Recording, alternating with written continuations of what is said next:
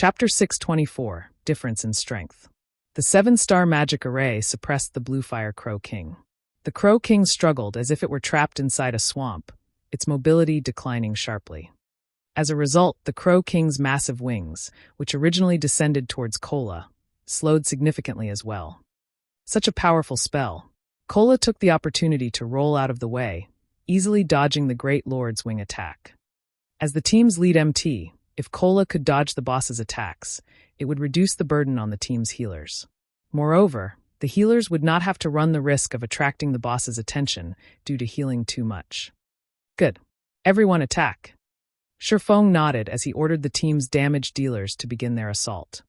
The Tier 2 spell, Judgment of the 7 Stars, was not an attack-type spell. Instead, it placed a powerful binding on a single target. The spell's effects would even affect a Great Lord. With the Heart Devourer's Judgment of the 7 Stars, both the melee and ranged damage dealers could attack the boss safely. This was particularly helpful to Fire Dance and Flying Shadow, as the high damage they dealt drew the Crow King's aggro. With the boss's restricted movements, they could dodge its attacks easily, not having to worry about pulling aggro at all.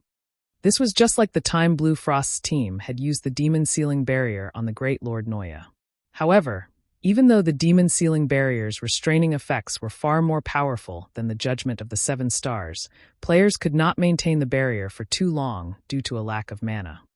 On the other hand, there was no need to worry about such problems when it came to the Judgment of the 7 Stars. The Heart Devourer was a Tier 2 evil spirit. It possessed an abundance of mana, more than a dozen times that of a player of the same level. Hence, the evil spirit could maintain the Tier 2 spell for a very long time, long enough to last until the end of the battle. Moreover, the team would not have to sacrifice any combat power by using the Judgment of the 7 Stars. They were not required to partition a portion of the team to maintain the magic array. Hence, the overall effect of the Judgment of the 7 Stars was much stronger than the Demon Sealing Barrier. The Bible of Darkness really is impressive. It is no wonder why Fantasy Extinguisher had been able to lead his team into large-scale team dungeons, one after another, in the past. Shifeng was extremely satisfied with the Bible of Darkness. Ordinary fragmented legendary items could not compare it at all. Following which, Shifeng joined in the attack on the boss as well. No matter what was said or done, the Bluefire Crow King was a great lord. Although various spells buffed their team, everyone's total damage was still considerably low. Currently, the team's number 1 DPS was Fire Dance. Each of the female assassin's normal attacks dealt roughly -900 damage. She could inflict over -2000 damage if she used her skills. Even when she used Absolute Strike, the most powerful burst skill available to a Tier 1 assassin, she only managed to deal around -5000 damage to the Great Lord. As for everyone else, the majority of their normal attacks only dealt around -600 to -700 damage. They were only able to deal more than -1000 damage if they used skills, and very few among them could deal more than -2000 damage. To the Bluefire Crow King, which had 27 million HP, that damage was practically negligible. Thanks to its battle recovery, the Bluefire Crow King could recover up to 270,000 HP every 5 seconds. It was the equivalent of recovering 54,000 HP every second. The Crow King's battle recovery alone negated most of the damage everyone dealt. Moreover, this was a battle inside a dungeon, not a shooting range where one could stand still and attack freely. Everyone had to focus attention on dodging the Crow King's attacks, so it was impossible for them to attack constantly. In other words, if their damage output was insufficient, it was impossible for them to kill the Bluefire Crow King. Rather, the Great Lord would exhaust them to death first. Shifeng then activated Windwalk and circled to the Crow King's side. After activating the aura of Fire, Purgatory Power, Phantom Kill, and 9 Dragon Slash, Shifeng began his assault on the Great Lord. As the Crow King's mobility was restricted, it could not avoid Shifeng's attacks. Every one of Shifeng's normal attack dealt over -1500 damage or -3000 damage with a critical hit. Due to the Abyssal Blade, he had a 50% chance of achieving a critical hit. The Abyssal Blade also increased the damage he dealt with each successful hit. After landing his 10th attack, his subsequent normal attacks began dealing over -1800 damage, over minus 3,600 damage if it were a critical. As for his doppelganger, although it only possessed 70% of Shifeng's attributes, it had activated Blade Liberation, increasing its strength and agility by 90%. The damage the doppelganger currently dealt was actually higher than Shifeng's. Each of its normal attacks dealt over minus 2,400 damage, while its critical hits deal nearly minus 5,000 damage. The doppelganger's attack speed was also slightly faster than Shifeng. Shifeng's normal attack damage was already several times higher than Fire Dance's, not to mention his skills. Double Chop, minus 11,420, minus 15,432. Double Thunder Flame Explosion, minus 14,266, minus 20,164. Damages of over minus 10,000 appeared above the Bluefire Crow King's head, one after another, the Great Lord repeatedly crying out in pain as its HP bar decreased. Everyone's jaws hit the floor when they saw these damages. Guild Leader, are you cheating? Guild Leader, you're not giving us a chance. Everyone's eyes twitched every time they saw Shifeng's attacks deal over minus 10,000 damage. It would have been fine if that was the only issue, but there were also the occasional minus 20,000, or even minus 30,000 hits. Shifeng's damage was over a dozen times higher than theirs. Their attacks were on entirely different levels. Originally, everyone had already treated Fire Dance as if she were a monster, as every time they raided a dungeon, Fire Dance's total damage always ranked at the top of the team. Moreover, her total damage was over 50% higher than the second place. Yet, what about Shifeng? Despite having only attacked for a short time, his damage had already surpassed Fire Dance by more than 8 times. His damage was the equivalent of half the team's total damage. None of them understood how Shifeng had achieved such a feat. Guild Leader, can't you give us some tips on how to increase our damage? Blackie felt as if this were the first time he had ever met Shifeng. Shifeng's damage simply defied common sense. Suddenly, Shifeng was the center of attention. It's simple. Increase your skill completion rates, Shifeng said. He could not help but laugh at everyone's serious expressions. His skill completion rate hovered around 95%, so he could increase his skill's effects by an additional 50% or so. In addition to the various powerful items he wore, his damage would naturally be greatly superior to the members of Zero Wing's main force. Guild Leader, how high is your skill completion rate? Aqua Rose asked curiously. She knew full well that Shifeng's skill completion rate was very high. However, her skill completion rate was not low either. After a period of arduous training, she had managed to maintain it between 83% to 85%. Throughout White River City, this completion rate was definitely considered top tier. As for Fire Dance and Violet Cloud, they maintained a stable 85%. 95%, Shifeng stated straightforwardly. 95%? Everyone inhaled sharply. After the third evolution of God's Domain, all players had discovered the importance of skill completion rate. Hence, they had all begun to train in order to improve. However, even raising it by 1% was extremely difficult. It was especially true after reaching the 80% threshold. Yet, Shifeng had actually reached 95%, which was 10% higher than Fire Dance, the most powerful player in Zero Wing's main force.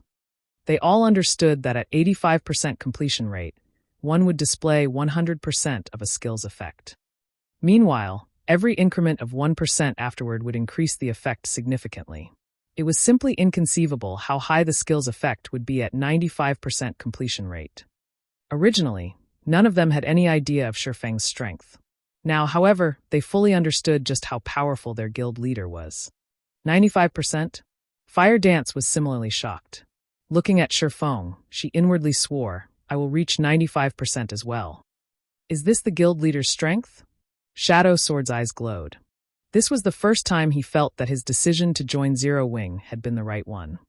In truth, Shadow Sword wasn't the only one who had such thoughts. Every team member was suddenly enthusiastic, thinking the same thing. For a time, everyone's reverence and admiration towards Shifeng rose to a whole new level. They all dreamed of the day when they would reach Shifeng's standard. Time quickly passed. Due to Shifeng's stimulation, everyone became even more serious about experimenting to increase their skill completion rates. The Bluefire Crow King's HP continuously decreased. 98%, 96%, 90%. In just a few short minutes, the Crow King's HP dropped to 70%. Releasing an angry cry, the Bluefire Crow King soared into the air. Everyone take caution. The boss has entered its third phase. Sherfong warned. Chapter 625, Team's First Clear. After the judgment of the 7 stars suppressed the Bluefire Crow King, the blue flames it spewed posed no threat to anyone. In addition, Sherfong would always give a timely reminder before the boss released its flames and, until now, the Crow King's flames had not struck a single player. However, when the Bluefire Crow King entered its third phase, the battle truly began. They had all fought the Bluefire Crow King dozens of times now, but they always wiped at the boss's third phase. Hence, now that the Bluefire Crow King entered this particular phase, they grew anxious. If they were facing the hard-mode Bluefire Crow King, they would not be worried at all.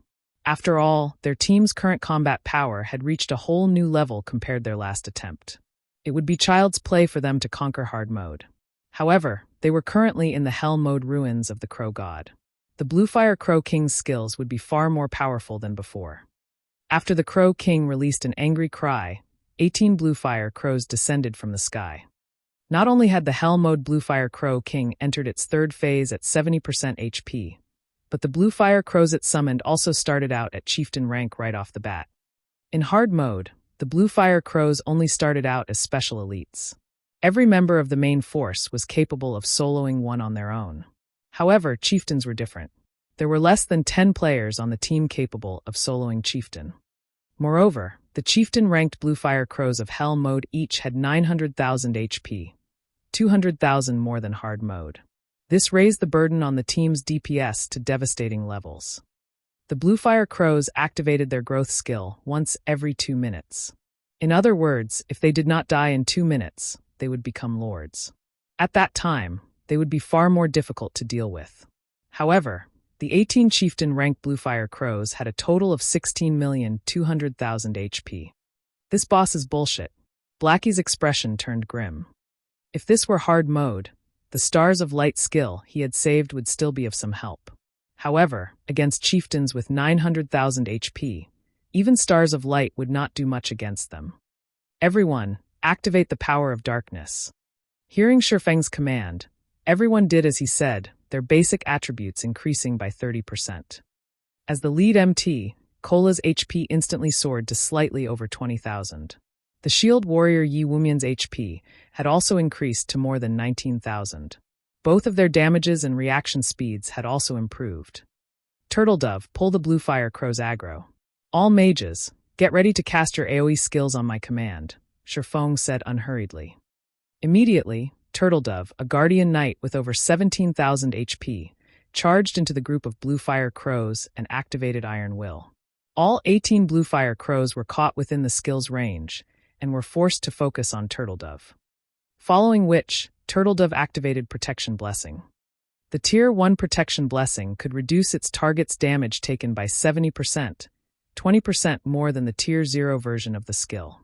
The skill's duration was also slightly longer, lasting up to 20 seconds.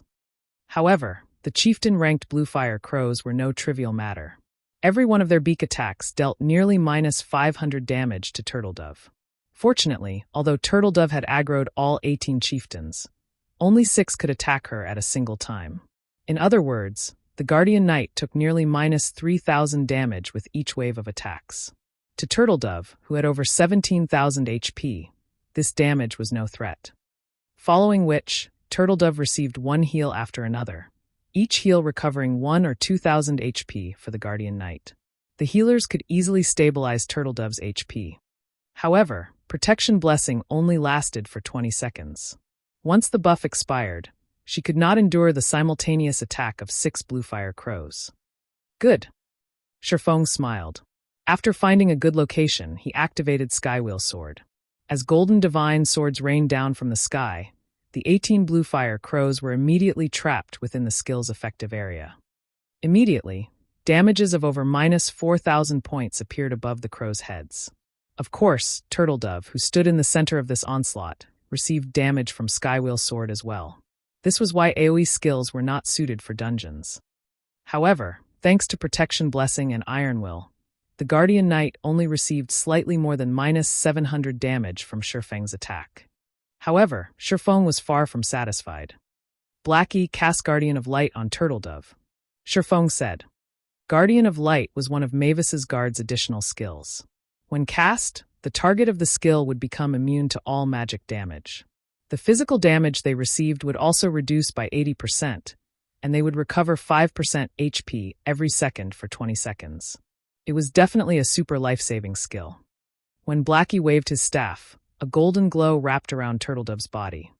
Once she received the proper buffs, Shifeng no longer held back as he activated Heavenly Dragon's power. After his strength increased by 100%, he activated the aura of Fire's skill, Firestorm. Just before the roaring flames devoured Turtledove, Shifeng switched the aura of fire to the aura of water, casting Life Bloom on her. Due to the aura of water increasing healing effects by 100%, Turtledove could recover up to 60% of her HP every second for 40 seconds. With Turtledove's HP, she was practically immortal for the moment. Although Firestorm dealt over -40,000 damage to the Bluefire crows every second, the spell was ineffective against Turtledove as she was immune to all magic damage. Moreover, she had Life Bloom, which recovered over 10,000 HP for her every second, the healer's attention, and the cleric's truth shield. As a result, the damage the Bluefire crows dealt was not even a scratch to her. Even if she stood still and did nothing, her life would not be in any danger. Everyone was immediately stupefied. Watching the female Guardian Knight Turtledove fight the many Bluefire crows amidst the raging inferno, it seemed as if these destructive flames were no different than a breeze, safe and harmless. The more Turtledove fought, the more valiant she became. At this moment, she seemed like a goddess of war and fire, demanding reverence. Everyone use your AoE skills, Shifeng commanded. A moment later, the team's mages cast their AoE skills. Although they were not as powerful as large-scale destruction spells, these AoE skills still dealt several thousand damage to the Bluefire crows. Among them, Blackie's Stars of Light caused massive amounts of damage to the chieftains. The first wave alone dealt over -4,000 damage to each crow. The damage of every subsequent wave increased by 10%, lasting for a total of 15 seconds. Shifeng also looked for opportunities to use Dragon Breath, Thundering Flame, Flame God's Fury, Earth Splitter, Thunderflame Explosion, and other AoE skills. 15 seconds later, the Bluefire crows were in a half-crippled state, possessing less than 5% of their total HPs. A few unlucky Bluefire crows that had received one too many critical hits had even died during these past 15 seconds. Of the 18 Bluefire crows that had been summoned, only 11 remained. Shifeng's figure then swayed slightly as he sent several more strikes at these Bluefire crows. Adding in the team's damage, they dealt with the remaining 11 Bluefire crows in less than 10 seconds. Once the Bluefire crows had been annihilated, it became much easier to deal with the Bluefire Crow King. Moreover, now that Shifeng had activated Heavenly Dragon's power, his damage against the Great Lord doubled. Within 3 minutes, the Bluefire Crow King only had slightly more than 1 million HP remaining. It's finally here. Shifeng smiled calmly. The Bluefire Crow King had a total of 4 phases. Everyone had thought that the most difficult phase was the 3rd phase. However, what everyone did not know was that the Crow King used its true trump card during its 4th phase. The Bluefire Crow King would only enter its 4th phase when its HP fell below 1 million. That was also when the entire raiding team would be the most tired and relaxed. It would be at this moment that the Crow King would transform into a living inferno and become a fire crow. During this phase, any enemies within 50 yards would receive -1,000 damage every second. However, that was only in the case of hard mode. In hell mode, players received -1,600 damage every second. If the raiding team could not deal 1 million damage to the Bluefire Crow King before every member died, they would team wipe. In the past, countless teams had repeatedly died at the 4th phase and had been unable to clear the dungeon all because they had lacked a true ultimate skill.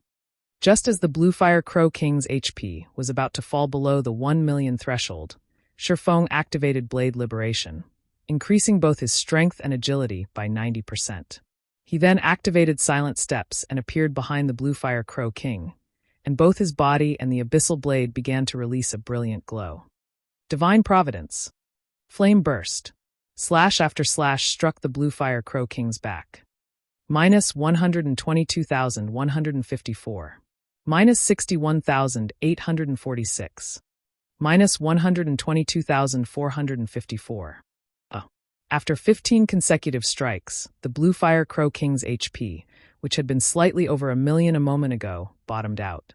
The Crow King released a sorrowful cry before falling heavily to the ground. Chapter 626 Famous. Inside the ruins of the Crow God, a handsome young man in white robes commanded his team as they attacked the Bluefire Crow King.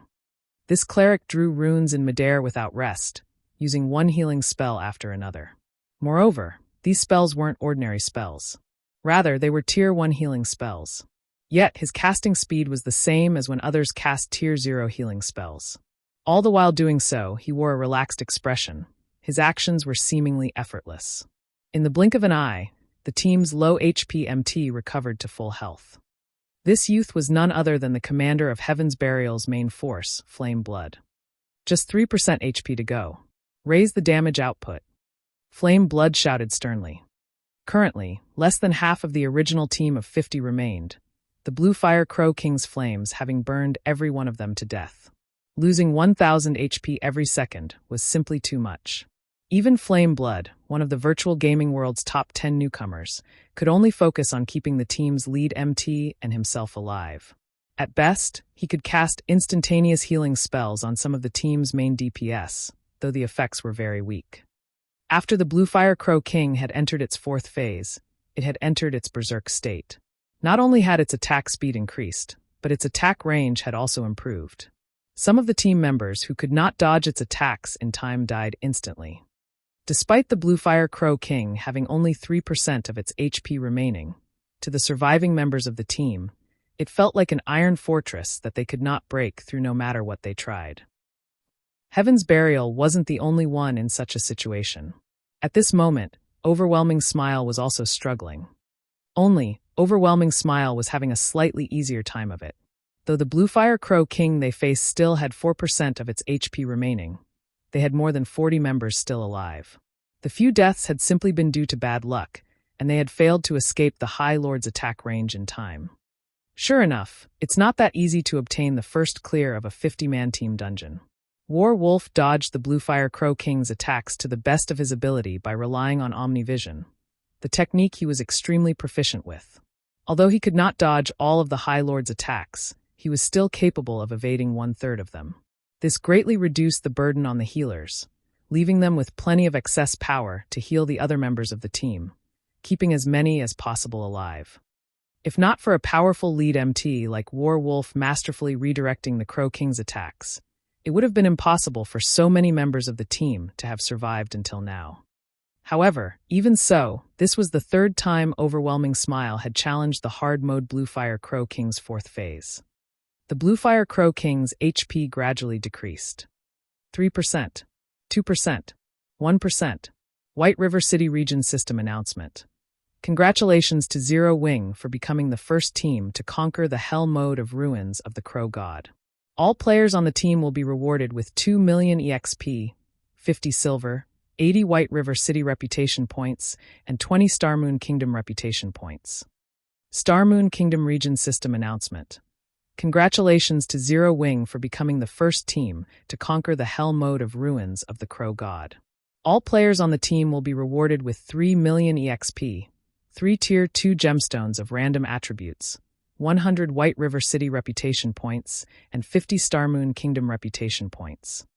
God's Domain Southern Continent System Announcement. Congratulations to Zero Wing for becoming the first team to conquer the Hell mode of Ruins of the Crow God. All players on the team will be rewarded with 5 million EXP, 1 Tier 3 gemstone of random attributes, 80 Starmoon Kingdom reputation points, and 5 Humanity reputation points. The system announcement echoed in everyone's ears 3 times. How is this possible?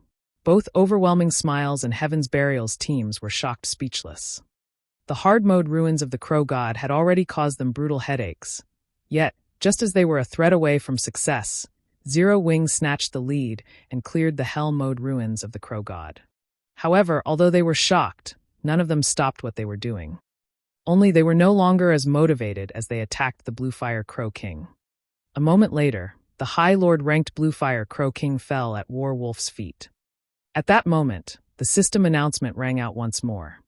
White River City Region System Announcement.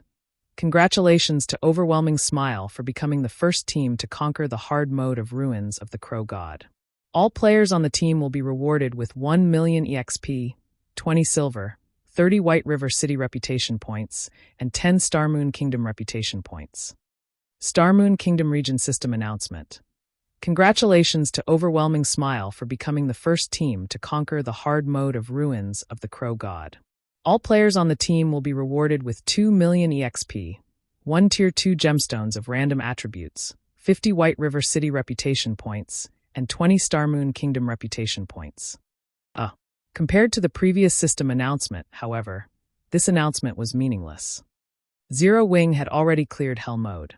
On the other hand, Overwhelming Smile had only managed to clear hard mode. Rather than gaining glory, Overwhelming Smile had become a laughingstock. One could clearly see the gap between the two guilds. However, this gap was not due to Overwhelming Smile's weakness. Zero Wing was just too powerful. In the end, we still lost. A bitter smile appeared on Warwolf's pale face. Before this, he had received news stating that Black Flame had led Zero Wing's main force into the Hell mode ruins of the Crow God. Although he felt that there was a possibility that Zero Wing would conquer Hell mode, he had never expected that they would clear it so quickly.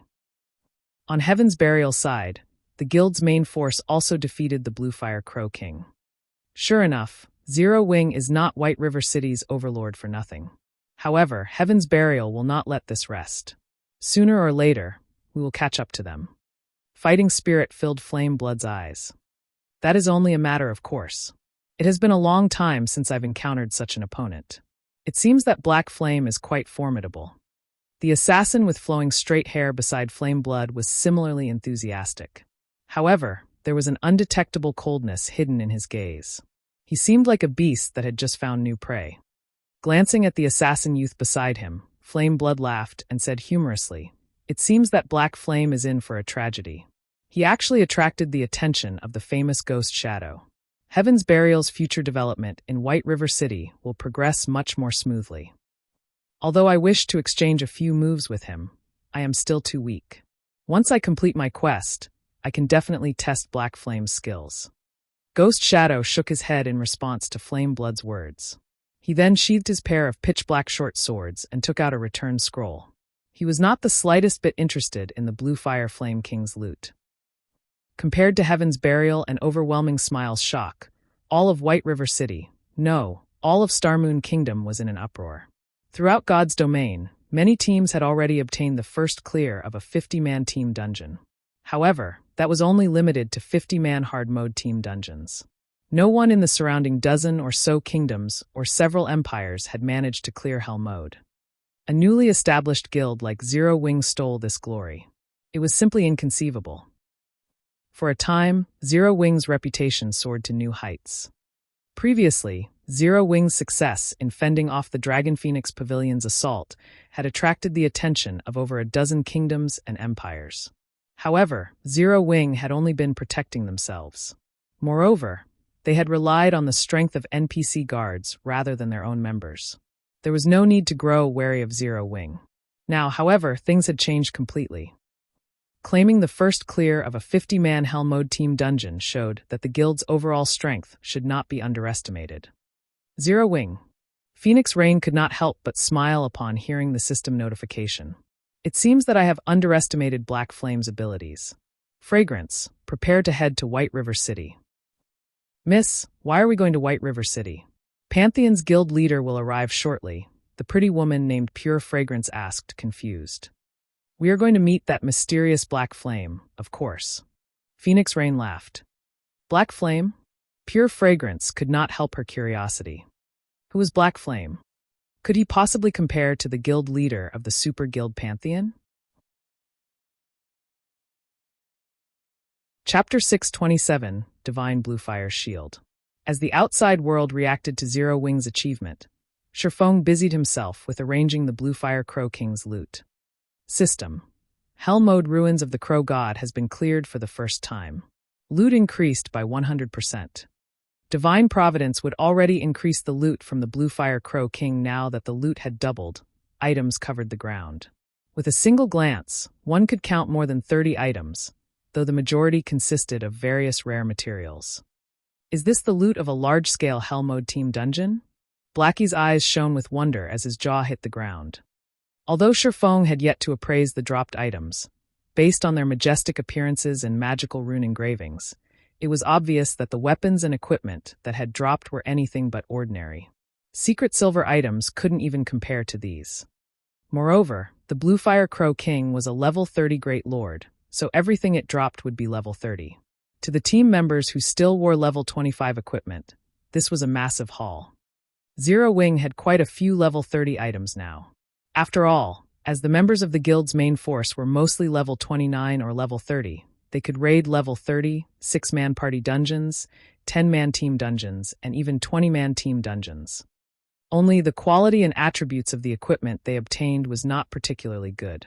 Most were bronze or mysterious iron rank, and very little of their loot was secret silver rank or above. Every increase in 5 levels for equipment was the equivalent of a single increase in quality rank. If one could equip a piece of level 30 fine gold equipment, it would be the equivalent of equipping a piece of level 25 dark gold equipment. If they equipped a piece of level 30 dark gold equipment, that was the equivalent of wearing a level 25 item with attributes that were extremely close to epic rank. Currently, most of the top-tier weapons and equipment the various large guilds possessed was level 25 fine gold rank. Very few had any dark gold items. In addition, there were also level 30 secret silver rank and extremely few fine gold items. If Zero Wing had level 30 dark gold equipment, it would be considered the best equipment beneath epic equipment and tier 1 set equipment. Although combat techniques were important, a player's basic attributes were equally so. Meanwhile, not only had their team just defeated a level 30 Great Lord, but its drop rate had also increased by 100%.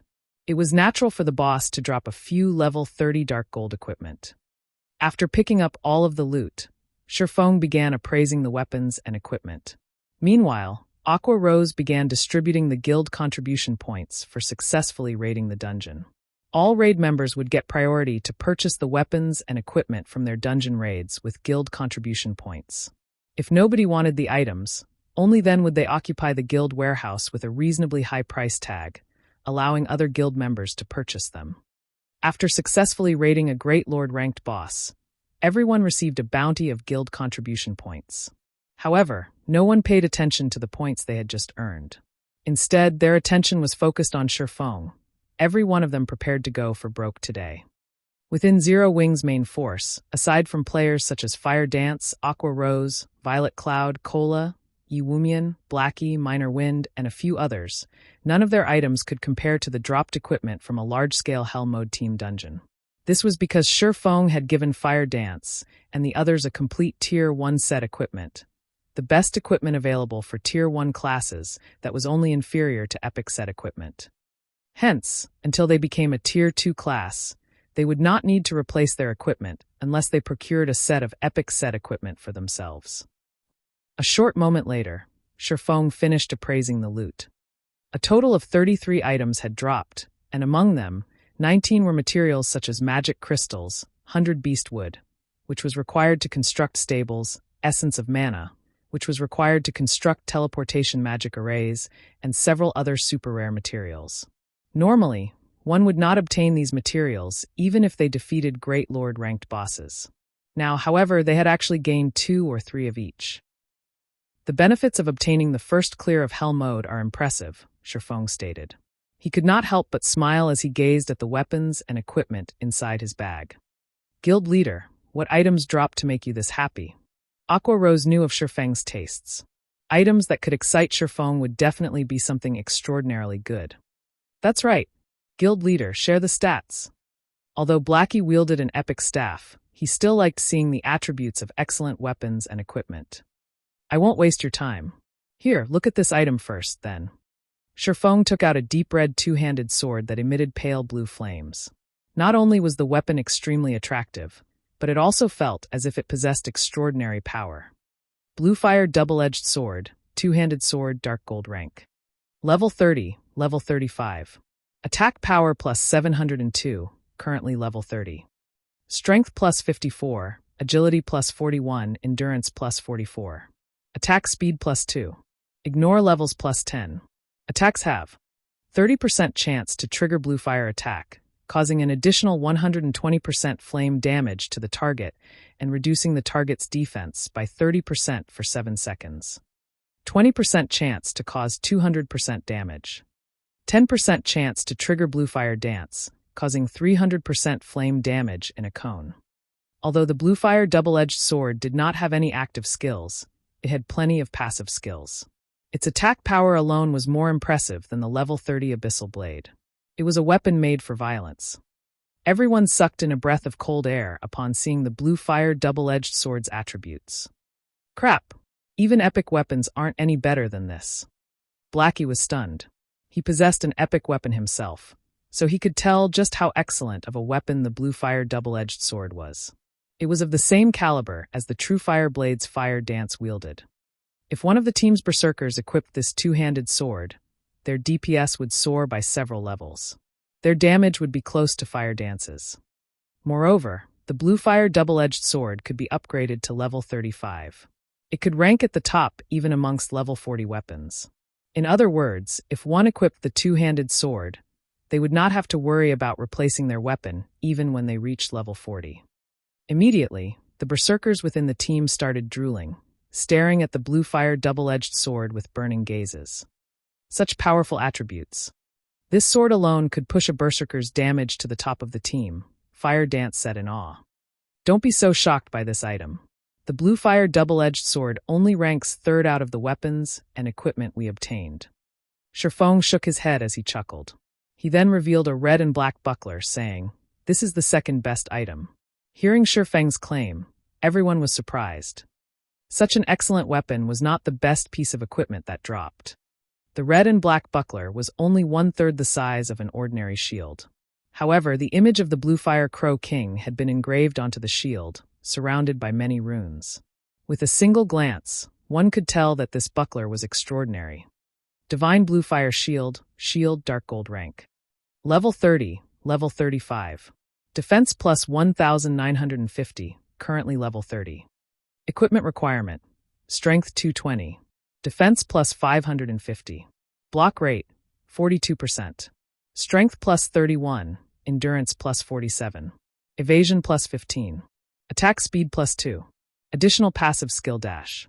Bluefire Shield absorbs 30% of the damage taken and converts it into blue fire. When accumulated damage reaches 5,000 points, causes 150% damage to an area of 3 by 10 yards in front of user. Additional active skill dash. Rising Fire. When activated, sacrifice 20% HP to transform Bluefire into the Armor of Flames, increasing defense by 150% and strength by 40% for 30 seconds. Cooldown 30 minutes. Chapter 628, Guild Mount. The moment the Divine Bluefire Shield appeared, hunger burned in the eyes of every MT on the team. Even Cola drooled. The shield was crucial to any MT. It was the equivalent of half of an MT's life. Not a single MT would pass up an excellent shield. The best shield Zero Wing currently had was a level 25 Dark Gold shield. However, compared to the Divine Bluefire Shield, it was no more than scrap metal. Not only did the Divine Bluefire Shield possess extremely high defense, but it also had a powerful attack skill and berserk skill. If an MT equipped it, they would no longer be just a meat shield. The damage they could deal would be no less than what a normal DPS classes could do.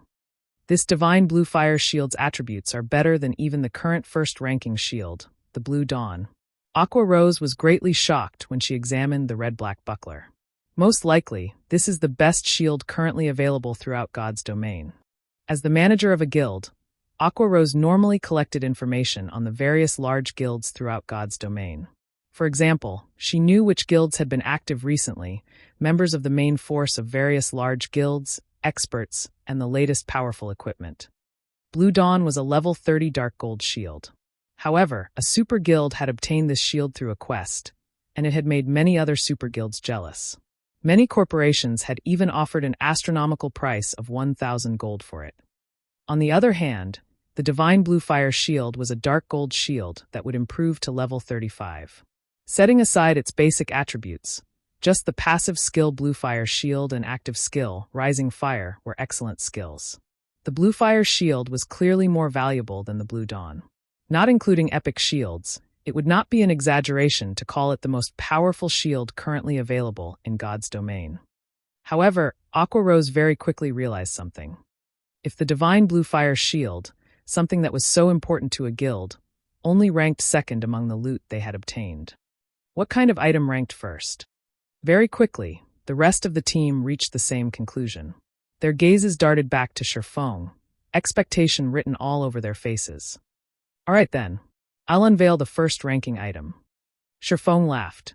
He then took out a purple-blue crystal necklace. Chances are that every magical class will go crazy over this. Bluefire Heart, necklace, dark gold rank. Equipment requirement, intelligence 200. Level 30, level 40, currently level 30. Strength plus 10, agility plus 10, endurance plus 10, intelligence plus 40, vitality plus 35. Casting speed increased by 20%. Magic damage and healing effects increased by 20%. Passive skill dash. Mana Heart. Maximum mana increased by 15% and mana recovery rate increased by 50%. Active skill 1 dash. Bluefire Devour. Burn 30% of your mana in exchange for the power of Bluefire, increasing all skill effects by 200% and mana consumption rate by 200% for 30 seconds. Cooldown 30 minutes. Active skill 2 dash. Bluefire Summon. Summons 3 elite ranked Bluefire crows to battle for you for 30 minutes. Cooldown 5 hours. The Bluefire Heart's basic attributes were average at best. However, the necklace's skills increased its value tremendously. The skills almost made up for all of the weaknesses a magical class possessed and enhanced their firepower. Most importantly, the Bluefire Heart was a necklace. Ornament-type items were extremely rare in God's domain. The value of one was multiple times that of a weapon or other equipment of the same quality and level. In the case of the Bluefire Heart, even a Tier 3 class would continue to use it. Hence, it was significantly more valuable than the Divine Bluefire shield. Since you have seen the items for yourselves, you can start bidding for them, Sherfong said, grinning at everyone's dumbfounded expressions. First up is the Bluefire double-edged sword. The starting price is 20,000 GCP. Currently, Zero Wings contribution points were worth roughly 30 copper per point. In other words, 20,000 contribution points was around 60 gold. However, this price didn't surprise any of them. For a weapon of the Bluefire double-edged sword's caliber, this was considerably cheap. If it were on the auction house, it would sell for at least 200 or 300 gold. 21,000. 24,000. 26,000. For a time, the berserkers and swordsmen began fervently outbidding each other. As the members of the guild's main force, they frequently raided dungeons, especially small-scale team dungeons. Furthermore, they were the guild's frontline when it came to pioneering team dungeons. They would exchange most of their unwanted equipment for guild contribution points. In addition, they also completed the various high-level guild quests. Hence, they had accumulated quite a lot of guild contribution points. In the end, however, the guild's current number 1 berserker, Rampant Blade, won the weapon for 40,000 contribution points. Kola won the second item, the Divine Bluefire shield, for 90,000 contribution points. However, this was practically Kola's entire fortune. It would be some time before he could compete with others for equipment. Aqua Rose bought the third item, the Bluefire Heart, using 150,000 contribution points. As the guild's vice leader, Aqua Rose enjoyed certain benefits. In addition, she also frequently participated in dungeon raids and guild quests, so she had accumulated an extraordinarily high number of guild contribution points. Not even the commander of Zero Wing's main force, Fire Dance, could hold a candle to Aqua Rose. In Zero Wing, only Sherfong was a match for the woman. Everyone on the team envied these 3 players. These 3 pieces of equipment were definitely among the best currently available in God's domain. Equipping them would significantly boost their combat power. After all, no other guild in God's domain had managed to clear the hell mode of a 50-man team dungeon.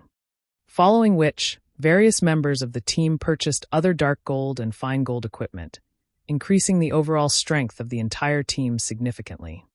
As for the other materials, he stored them in the guild warehouse. Everyone, head back to the city and get some rest. Our next goal is to challenge a 100-man team dungeon, Shifeng said slowly. Blackie, Fire Dance, Cola, Violet, and Aqua stay behind. I'll need you guys to accompany me on a quest. Quest. Everyone could not help but grow interested. Shifeng was the publicly acknowledged #1 expert in Starmoon Kingdom. Just what kind of quest would he need help with? However, everyone only wondered about it. None of them volunteered to assist. After all, weaklings like them would never survive a quest that even Shifeng would need help to complete. They needed a certain amount of strength before they could embark on such a quest. Otherwise, Shifeng would not have called the top-ranking experts of the guild to join him. After everyone else returned to the city, Blackie, who could no longer hold back his curiosity, asked, "Guild leader, what kind of quest are we doing? Why the need for such secrecy?" "Guild leader, is it an epic quest? I've been wanting to give an epic quest a try." Cola's eyes glowed. Epic quests. No one, other than Shifeng, in the guild had taken on an epic quest yet. First of all, ignoring how rare an epic quest was, they were simply too difficult. Moreover, in the event that one failed an epic quest, the consequences would be extremely severe. However, if one completed the quest, the rewards would be astonishing. Although I call it a quest, I need help capturing a wild beast. Shifeng shook his head and laughed. Capturing a wild beast? Everyone grew confused. It was possible to capture wild beasts in God's domain. However, capture was far more difficult than simply killing it for EXP. Even if one captured a wild beast, there was nothing they could do with it. At most, they could leave it in a corner and look at it. Most importantly, players had to spend a lot of money to capture a wild beast. Hence, at present, nobody was willing to spend their time on something so costly. "Don't you want to capture a wild beast and ride it as a mount?" Shifeng said, smiling. Upon hearing these words, a hint of anticipation flashed in everyone's eyes. "However, I heard that, in order to capture a wild beast to tame it into a mount, a guild first needs a stable," Aqua Rose stated. "Guild leader, we don't have a stable. We'll have to challenge 100-man team dungeons to obtain one." Shifeng simply laughed without offering a reply. "Guild leader, don't tell me that you already have the design," Aqua Rose asked in disbelief, her beautiful eyes widening as she stared at Shifeng. Chapter 629, 5-Star Mount. Aside from Aqua Rose, no one understood the value of the stable design. However, this was expected. Of those present, aside from Aqua Rose, who was the guild's manager, and Blackie, who managed the workshop's affairs, everyone had immersed themselves in improving their combat techniques. Why would they have noticed the guild's potential constructions? Seeing Shifeng silently nodded his head, Aqua Rose involuntarily began trembling. In the past, why had various large guilds desperately tried to raid large-scale team dungeons, going so far as to invest massive sums of money into gearing up their respective guilds' MTs and utilizing all items capable of assisting their raid of a large-scale team dungeon. There was only one main reason. Guild mounts. God's domain's maps were extremely large. Once players began arriving at level 30 and higher maps, they would have to spend a large chunk of their time traveling. The maps would also only grow larger the further one progressed into the game. Meanwhile, a powerful mount would help players save a lot of time. However, the more important function of guild mounts was that they could attract more players to join a guild. The common mounts sold in cities not only required players to have sufficient reputation, but they also required a significant sum of money to purchase. A common mount cost a full 40 gold. Even after players reached level 40, it would still be extremely difficult to procure that much money, unless, of course, one was willing to purchase coins with credits. In the end, however, they could still only purchase a common mount. However, guild mounts were different. Although players were required to collect a certain amount of guild contribution points before they could purchase a guild mount, which was more expensive than a common mount. Unlike the common mounts, guild mounts could be nurtured and upgraded. Moreover, they possessed varying and much better-looking appearances. This was fatally tempting to many independent players and wealthy players. Guilds could take this opportunity to develop and expand themselves, obtaining a large sum of funds. After all, guild members were also required to spend money when purchasing guild mounts. Meanwhile, a portion of that money would flow into the guild's coffers. Due to this, the various large guilds in the past had desperately attempted to raid 100-man team dungeons. It wasn't just because they had aimed for the weapons and equipment available inside the dungeon, but more because they hoped to obtain the stable design as soon as possible. Aqua Rose had never imagined that Sherfong would actually obtain a stable design, one of the greatest money-earning tools of a guild, so quickly. It seems that my decision had really been the right one. I want to see just what Father will have to say in the future. Aqua Rose's lips curled up slightly. She could not help but recall the reason why she had left Twilight Echo. I will make sure Zero Wing surpasses Twilight Echo. Originally, Aqua Rose had not believed that Zero Wing could surpass Twilight Echo. After all, Twilight Echo was a long-standing, first-rate guild.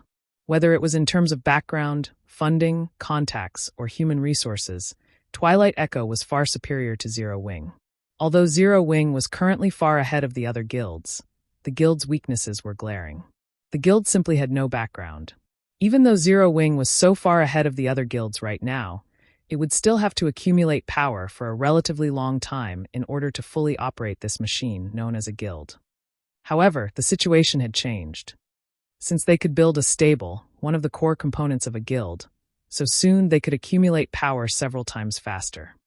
Following which, Sherfong wasted no more time as he sent the group back to White River City to prepare some necessary hunting tools. Meanwhile, Sherfong made a trip to the Candlelight trading firm. Capturing wild beasts in God's domain was not an easy task. It was also a major field of study. In the past, there had even been a specialized class for this task. The Tamer. In the past, there had been players who specialized in researching methods to capture rare wild beasts. They would also sell the beasts they captured to various large guilds, earning huge sums of money. Meanwhile, the most important item required to capture wild beasts was a cage. However, NPCs did not sell these cages, requiring players to produce them. Hence, many players would learn forging to craft the cages themselves. Fortunately, the NPC-run forging associations sold the forging designs for cages. Moreover, they were very cheap. However, Sherfong did not bother purchasing these forging designs, as he had a method of producing a cage of even higher quality. Sherfong quickly hurried back to the Candlelight trading firm and entered a forging room. He then retrieved a pile of materials from his bag and began to refine them. Cages were sorted into ranks, with 1 star being the lowest and 10 star being the highest. Different ranks could capture beasts of a corresponding rank. In other words, a 1-star cage could be used to capture a 1-star beast at maximum. It could not be used to capture a 2-star beast. One had to use a 2-star cage in order to capture a 2-star beast.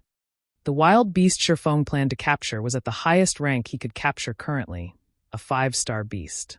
Hence, he required a 5-star cage. Meanwhile, a 5-star cage cost almost 2 gold to craft. Moreover, there was no certainty he could capture a 5-star beast with a single try.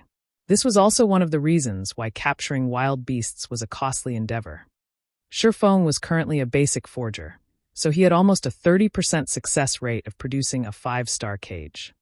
Half an hour later, Sherfong managed to forge 4 5-star cages. The total raw materials he had spent on these 4 cages cost over 30 gold. He had also instructed Aqua Rose and the others to purchase a large number of hunting scrolls and storage space scrolls, both costing more than 3 gold. Just as Sherfong was about to leave the forging room, the sound of his communicator reached his ears. Phoenix Rain. Sherfong could not help his surprise when he saw the caller ID. Ever since Phoenix Rain invested into the Candlelight training firm, she had left practically all cooperation matters to her subordinates. She no longer contacted him directly. Or, to put it in another way, she did not find it worthwhile to keep in touch. After all, in the wide world of God's domain, the guild leader of Zero Wing was an insignificant character compared to a grand player like Phoenix Rain. To the young lady, the Candlelight trading firm was only one of her many small investments. Since her business with the trading firm had been completed, She would not bother entangling herself in the matter anymore. Guild leader Black Flame, congratulations on obtaining the first clear of the hell-mode ruins of the Crow God, Phoenix Rain said as she laughed softly. I had jumped in surprise when I heard the system announcement. I had not realized that you had hidden your strengths so deeply. It's nothing. Sherfong laughed as well. Doing away with pleasantries, he asked. Since Miss Phoenix is contacting me personally, do you have some business you wish to discuss? Sure enough, Guild leader Black Flame understands people well. Would you be free to meet up at the Blueberry restaurant? Phoenix Rain smiled mysteriously. Guild leader Black Flame might receive another boon. Sherfong was surprised when he heard her mention the Blueberry restaurant. Blueberry restaurant was one of White River City's ordinary restaurants. This meant that Phoenix Rain had personally made a trip to White River City. It was clear that she wished to discuss something quite important. Okay, I'll head over there now, Sherfong agreed. During his previous meeting with Phoenix Rain, the latter had brought him an epic chest and allowed him to earn a hefty profit. Since Phoenix Rain offered another business opportunity, he had no choice but to meet with her again. In truth, Sherfong could more or less guess why Phoenix Rain wanted to meet him. As soon as he cleared a 50-man Hell Mode team dungeon, she had come knocking on his door. This showed that it must be something related to the strength of the guild's team. She might very well be looking for Zero Wing to help her complete some sort of quest. He might even be able to take the opportunity to earn a large sum of credits from her. Before, in order to purchase the necessary training facilities, he had spent most of the credits in his account. If he could lure Phoenix Rain into an alliance with Zero Wing, it could save Zero Wing many years of work. Chapter 630, Proof of Strength. White River City Blueberry Restaurant. The moment Sherfong entered the restaurant, he immediately felt several gazes land on him. Phoenix Rain sure knows how to put on a display. Sherfong looked around the restaurant, noticing that the establishment's customers were not simple at all. The players sitting around were unanimously level 30. In the current god's domain, they ranked at the very top.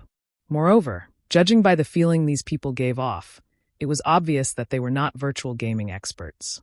Rather, they felt like experts who were proficient in martial arts. Among these people, some had cold and sinister auras, while others had violent auras. However, they all shared a common aspect. They were all independent players. None of them were members of the Dragon Phoenix Pavilion. After glancing at Sherfong, these people turned back to their own interests. Guild leader Black Flame, please come upstairs, a beautiful, young lady asked softly as she walked down from the restaurant's second floor. Sherfong also knew this beautiful woman. She was Phoenix Rain's capable assistant, Pure Fragrance. She was also one of the Dragon Phoenix Pavilion's top-tier experts and was quite famous. She ranked within the top 600 on the God's Domain experts list. Not only did she possess impressive strength, but she was also quite talented. In the past, she had been a Tier 5 powerhouse during her peak. Sherfong simply nodded and followed Pure Fragrance to the second floor. At this moment, Phoenix Rain was the only other person on the second floor.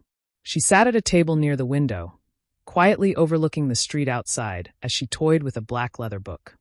Miss Phoenix, may I know what you wish to discuss with me? Sherfong asked. In response, Phoenix Rain smiled leisurely as she handed the black leather book to Sherfong. Guild leader Black Flame, please take a look at this, Phoenix Rain said unhurriedly. The black leather book was not a quest prop or anything similar. Instead, it contained the written records of players. However, after reading through a few pages, Sherfeng's surprise grew as he continued to read. This black leather book contained information on the Dark Arena. To be precise, the book held information regarding the official members of the many battle teams participating in the Dark Arena. Moreover, the information was extremely detailed, so much so that even the participants' life stories had been recorded. There was even a brief introduction to their current equipment. Beyond that, there was an assessment of ever battle team members' combat power. These assessments were also very detailed. These players' strengths and weaknesses had been recorded in detail. Guild leader Black Flame, how do you feel about this information? Phoenix Rain asked gently, a pleasant smile on her face. Miss Phoenix, why are you giving me this information? Sherfong was slightly confused about Phoenix Rain's intentions. I've heard that your guild has been in contact with the Glorious Lions battle team, So I believe that guild leader Black Flame should understand the Dark Arena's value by now. Phoenix Rain smiled sweetly as she collected the leather book from Sherfong. Unfortunately, ordinary players do not qualify to participate in this game. However, I am, so I hope to establish a battle team myself to have some fun in the Dark Arena. Initially, I intended to seek cooperation with Pantheon's guild leader, but I suddenly changed my mind. Now, I wish to cooperate with guild leader Black Flame instead. May I know if you are interested in cooperating with this young lady? Miss Phoenix must be joking. How could Zero Wing possibly hope to compare with a super guild? Wouldn't working with Pantheon be a better choice? Although Sherfong was so calm on the surface, inwardly he was stunned. He had not expected Phoenix Rain to be capable of obtaining the participation rights to the Dark Arena. However, Sherfong did not believe that Phoenix Rain would hand over such an opportunity so easily. After all, the Dragon Phoenix Pavilion had countless experts, not to mention a super guild like Pantheon. It would be child's play for Phoenix Rain to gather 10 Apex experts. Why would she need Zero Wing? I sought you out precisely because Zero Wing is not very famous. That way, the opposing team will not bother to investigate you in detail. With guild leader Black Flame's power, it should not be hard to earn some achievements in the Dark Arena, Phoenix Rain said, smiling. After all, it should not be that easy to obtain the first clear of the Hell Mode ruins of the Crow God. Phoenix Rain had personally entered a 50-man Hell Mode team dungeon before, so she understood just how difficult raiding one was. Even a super guild's main force had zero chance of raiding a 50-man Hell Mode team dungeon successfully, much less the Dragon Phoenix Pavilion. Raiding a dungeon was different from PvP. Successfully raiding a 50-man Hell Mode team dungeon was proof of one's strength. Moreover, she had conducted an investigation of Zero Wing's experts. Not to mention Hell Mode, even clearing hard mode would be a challenging endeavor, yet Zero Wing had done just that. What did this mean? Black Flame was not as simple as he appeared. Hence, she had abruptly changed her plans and immediately made her way to White River City. I presume that guild leader Black Flame has already seen the experts downstairs. None of them were professional gamers before God's Domain launched. They are experts that I have nurtured secretly, and none of the other battle teams have any information on these people. With the element of surprise, we might be able to compete for the top 100 rankings. As for the remuneration, guild leader Black Flame will earn 10% of all of our winnings. If you lead the team into the top 100 spots, I'll give you 20% of the winnings. What do you think? Phoenix Rain's offer was extremely generous. It was much better than Everlasting Wars. Most importantly, there were no restrictions on his freedom. He would only partner with Phoenix Rain. Phoenix Rain would provide the participation qualifications, while he would fight. The Dark Arena's battles were the fastest method to earn credits. Moreover, after he gained fame in the Dark Arena, he could form plenty of influential connections. In the future, he would have a much easier time purchasing S-rank nutrient fluids, various training materials, and virtual gaming cabins. Most importantly, the Dark Arena was the perfect place to improve one's strength. Even the Divine Colosseum could not compare. After all, the Divine Colosseum was a place for ordinary players to battle each other or the system. Compared to battles against experts, players gained fewer benefits in the Divine Colosseum. What if I get us into the top 30? Although Sherfong was already satisfied with the 10% and 20% remuneration Phoenix Rain offered, he instinctively tried to strive for more. Top 30. Phoenix Rain could not help but chuckle.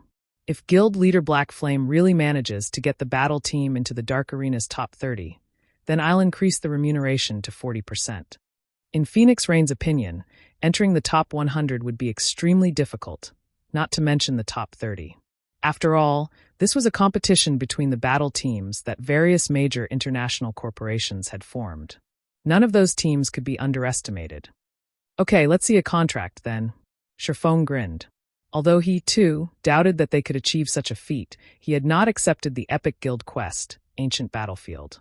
If he could allow the guild's few top experts to train there for a time, they might have a chance of getting into the top 30. A moment later, Phoenix Rain and Sherfong established a contract. Let's go then. I'll introduce you to your team members. Phoenix Rain stored the contract and walked downstairs. The moment Phoenix Rain arrived downstairs, the tens of people sitting seated on the first floor of Blueberry Restaurant stood and greeted her respectfully. None of them displayed the temperament of an expert as they had with Sherfong. Even those several experts that had exuded violence had sheathed their auras. As expected of the woman known as the Demon Queen, she sure knows how to put on a powerful display. Sherfong was inwardly astonished. Chapter 631, Trial of Strength. Every player here was an expert. And as experts, they all had their own pride and principles they abided to. It would not be easy to get these experts to submit. Yet, looking into these experts' eyes, Sherfong could see the reverence that filled their hearts, proving that their actions were not due to Phoenix Rain's demands. "Miss, all 20 members are present," Pure Fragrance said in a low but respectful tone. Phoenix Rain nodded in response. Turning to Sherfong, Phoenix Rain asked, "Guild Leader Black Flame, how do you feel about these experts?" Of the 20 players present, all were level 30. Their equipment also consisted of level 25 to level 30 top-tier equipment. In White River City, these players would rank at the very top. Clearly, their skill spoke for itself. Every one of them was an expert who had experienced the baptism of live combat many times. Noobs like Fire Dance and Zero Wing's other core members, who had only gained their strength through arduous training, could not compare to these experts. One could feel the hostility they radiated from far away. "Amazing. You will not find many in Starmoon Kingdom who can match them," Sherfong replied truthfully. However, Sherfeng's words instantly earned the ire of these 20 people. They glared at Sherfong, killing intent filling their eyes. They were all experts who Phoenix Rain had carefully nurtured. How could the lowly experts of Starmoon Kingdom possibly hope to be their equals? Guild Leader Black Flame, you may not realize this, but despite none of these people having any fame, they are not much weaker than the experts on the God's Domain experts list. They are even stronger than some of those experts, Pure Fragrance said contemptuously. Just how many people in Starmoon Kingdom ranked on the God's Domain experts list? On the other hand, if the 20 people present displayed their strength, every one of them could definitely rank on the experts list. One could just imagine how immense their strengths were. They were far beyond Starmoon Kingdom's top-tier experts. Sherfong did not refute Pure Fragrance's words. The God's Domain experts list had initially served as an analysis of experts who had publicly displayed their strengths. It did not record every expert within the game. At most, the list could be used as a reference. However, he also wasn't wrong. Although these people were strong, in White River City alone, there were plenty of experts who were much stronger. For example, there was Warwolf and Ghost Shadow. There was also no need to mention those unknown experts hidden throughout Starmoon Kingdom. While God's Domain was very large, Starmoon Kingdom was not small. How could it possibly be that easy to become one of the top experts in a kingdom? Fragrance enough. Have everyone introduce themselves so that Guild Leader Black Flame can establish the battle team more easily, Phoenix Raid softly instructed. There is no need for all of that. Anyone who can block my sword without using any skills will be admitted into the battle team. Of course, I won't use any skills either, Sherfong declared, not wanting to waste too much time. It seems that we are all going to become official members of the battle team today. A thin assassin in black snorted. The others similarly revealed annoyed sneers. Sherfong actually dared to underestimate them to such a degree. Initially, Sherfong had similarly surprised Phoenix Rain. However, she smiled and said, "Guild Leader Black Flame's suggestion will also work. Let's do as he asks, then." Following which, everyone left the Blueberry Restaurant and headed towards the Divine Coliseum. The Divine Coliseum was situated in White River City's central district. The Divine Coliseum was a massive tower that stood in the city's center. Although the Divine Coliseum had only recently been constructed, a sea of players flowed to and from the building. Haha, I passed the second floor today. I can finally take part in Zero Wing's entrance exam.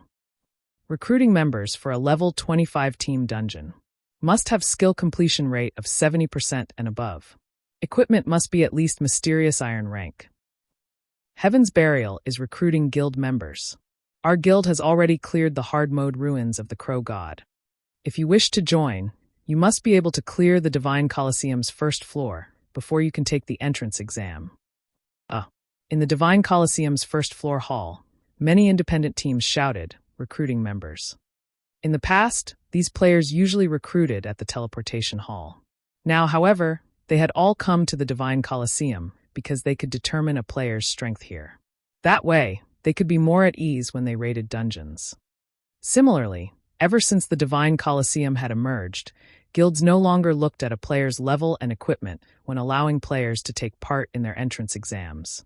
Instead, they determined the player's qualifications through their progress in the Divine Colosseum. An ordinary player's techniques would not even be enough to pass the first floor of the Divine Colosseum. If one passed the second floor, they would be roughly as strong as an elite player. Meanwhile, one was definitely considered an expert if they could clear the third floor. Hence, it was very easy to determine the exact standard of a player. Upon arriving at the Divine Colosseum, Pure Fragrance spent 5 magic crystals to rent an amphitheater. In the amphitheater, players could fight however they wanted. The combat inside an amphitheater and the combat in the underground arena were different.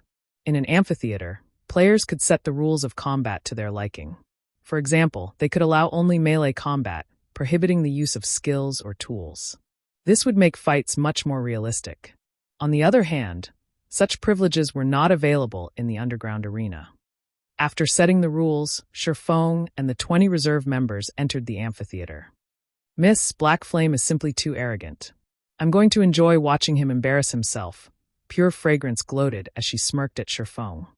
Fragrance, you're underestimating Black Flame. The fact that he could become the #1 expert of Starmoon Kingdom and remain undefeated is already enough proof of his strength. Don't forget, even Martial Dragon was helpless against him. You will see just how skilled he is, Phoenix Raid said, smiling. When Pure Fragrance thought about the monster known as Martial Dragon, she could not help but tremble. An expert who had mastered a domain was an inhuman existence. In the entire Dragon Phoenix Pavilion, very few were capable of blocking Martial Dragon's attacks. After the last war between the Dragon Phoenix Pavilion and Zero Wing, the various large guilds at the time had investigated Black Flame in detail. After all, a person capable of lasting against Martial Dragon in battle was extremely rare, not to mention someone capable of killing the Berserker. Although Black Flame was not responsible for killing Martial Dragon in the end, the fact that he fought Martial Dragon as an equal was an astounding feat. However, the investigation's results shocked everyone. Black Flame's basic attributes were simply tyrannical. He had relied on pure destructive power to survive against Martial Dragon. To put it simply, Black Flame's equipment was excellent. Now, however, things were different. Since that battle, the various large guilds had improved their equipment constantly, strengthening their top-tier experts' basic attributes. Martial Dragon's basic attributes had grown significantly. If he faced Black Flame now, most likely, Black Flame would last only a few exchanges before dying. Meanwhile, the 20 reserve members present wore top-tier equipment. Their equipment also held Tier 2 gemstones. Every one of them wore 3 intermediate mana armor kits. In terms of attributes, they had eliminated their weaknesses. On the contrary, one could even say that attributes were their strong points. Hence, it was no longer possible for Black Flame to rely on pure destructive force to win his battles. Just as Pure Fragrance fantasized about the 20 reserve members toying with Shifeng, a shocking scene suddenly played out before her eyes. Before anyone realized it, Shifeng's first opponent fell to the ground, lying there motionlessly. What happened? Pure Fragrance muttered in disbelief. She was only distracted for a moment, yet the battle was already over.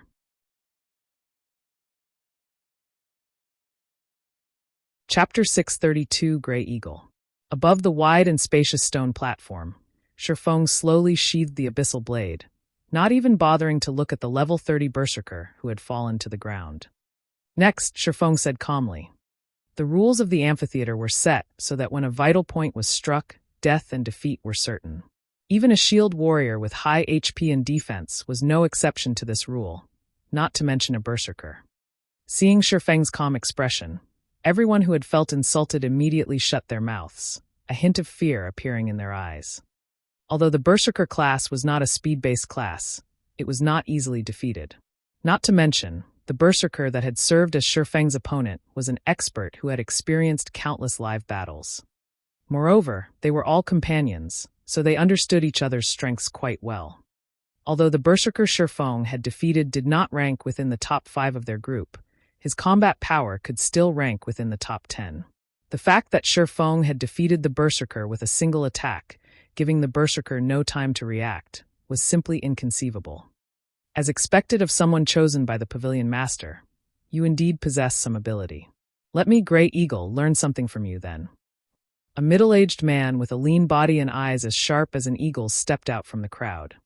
When the crowd saw the Berserker named Grey Eagle step forward, the shock from Shifeng's one-sided victory immediately dissipated, their arrogance and confidence returning. Eagle, we're counting on you. We can't let him look down on us. The others showed their support from the side. Grey Eagle was the #1 expert among their group. Although the man was already in his 40s, his keen skills and bountiful combat experience were unmatched by ordinary, young players. I'll do my best. Grey Eagle nodded as he slowly walked up to Shifeng. Meanwhile, Phoenix Rain smiled pleasantly as she watched from the stands. We didn't have the chance to see Black Flame's true strength in the previous match. Now that Grey Eagle has stepped forward, we should get to see his limits, Phoenix Rain said, smiling as she watched a playback video of Shifeng's prior battle.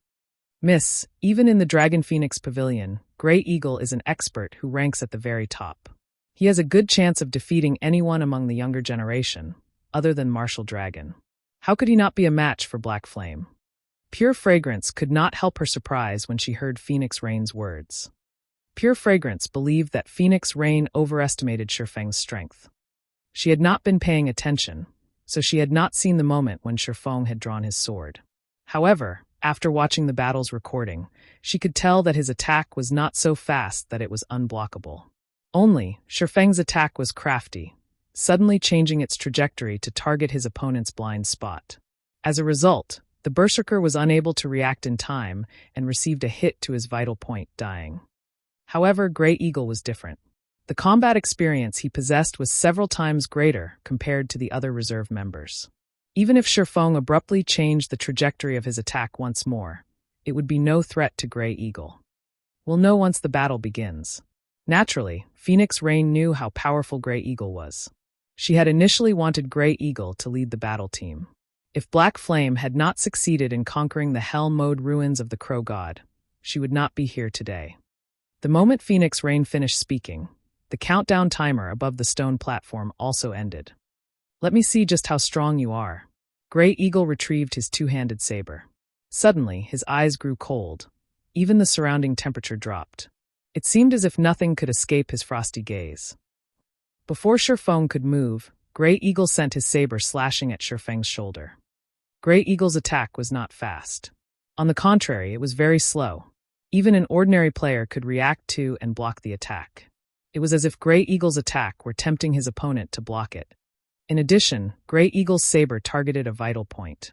Facing this attack, one would have no choice but to either block or dodge it.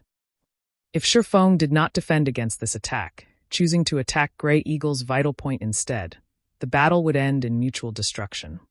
One could say that this was a suicidal blow. At this moment, those who were familiar with Grey Eagle laughed. They all knew that Grey Eagle was not trying to pit his life against his opponent's. Rather, he was using this attack to probe for his opponent's weaknesses. Normally, experts rarely had any weak points when they were on guard. However, the instant they launched an attack, they would reveal their greatest weak point. Hence, Grey Eagle tempted Shifeng to expose his weak point of his own accord. Then he would strike. Although Grey Eagle would also reveal his weak point, with his superior insight and abundant combat experience, he could easily suppress his opponent. In other words, Grey Eagle lured Shifeng to fight within his comfort zone. Due to this ability, many top-tier experts in the Dragon Phoenix Pavilion were helpless against Grey Eagle. Going all in? Shifeng laughed. You'll regret it. In the next moment, Shifeng recklessly dove forward, towards Grey Eagle's purple-black saber. He did not even bother using his sword to block the oncoming weapon. Has he gone mad? Grey Eagle was dumbfounded as he watched Shifeng's insane behavior. Does he think I'll show mercy? Or does he think he can avoid my saber at the last moment? Grey Eagle was very experienced in combat. Seeing as Shifeng was not a lunatic, the only possibility for such reckless behavior was that Shifeng believed he could evade his attack at the very last moment and take the opportunity to strike at his weak point. You underestimate me. Grey Eagle's expression chilled further as he used more of his arm's strength. Suddenly, the speed of his saber increased. At such a close distance, it was simply impossible for anyone to avoid this attack. Immediately after, Grey Eagle's saber passed through Shifeng's body. This is? Grey Eagle was dumbfounded as he saw his saber cut across Shifeng's face, discovering that his weapon only struck an afterimage. What's going on here? Pure Fragrance gaped at this scene. No matter how she looked at it, Grey Eagle's saber should have struck Shifeng. Yet, for some unknown reason, despite a short distance of 1 meter between the berserker and swordsman, the 3-meter-long two-handed saber had failed to reach its target. Sitting beside Pure Fragrance, Phoenix Rain squinted her eyes at this scene. With a heavy expression, she said, treating retreat as advance. I didn't imagine that Black Flame had already reached such a realm. Treating retreat as an advance? How does he know that? Pure Fragrance was shocked when she heard her superior's comment. Treating retreat as an advance was an attack technique. Against this technique, one would notice their opponent rush towards them, while in reality, their opponent was retreating. In actual combat, one would discover that they could not make contact with their opponent's body despite their opponent remaining right in front of them. It was as if they were haunted by a ghost, and they could not get rid of this ghost no matter what they did. This was a technique that could mentally exhaust the other party. Treating retreat as an advance was Martial Dragon's specialty. However, the reason Martial Dragon could use such a technique was his domain. He was only capable of using such a combat technique due to his absolute control over his surroundings.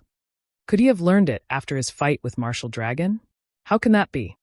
Thinking up to this point, Pure Fragrance felt a chill crawl down her spine.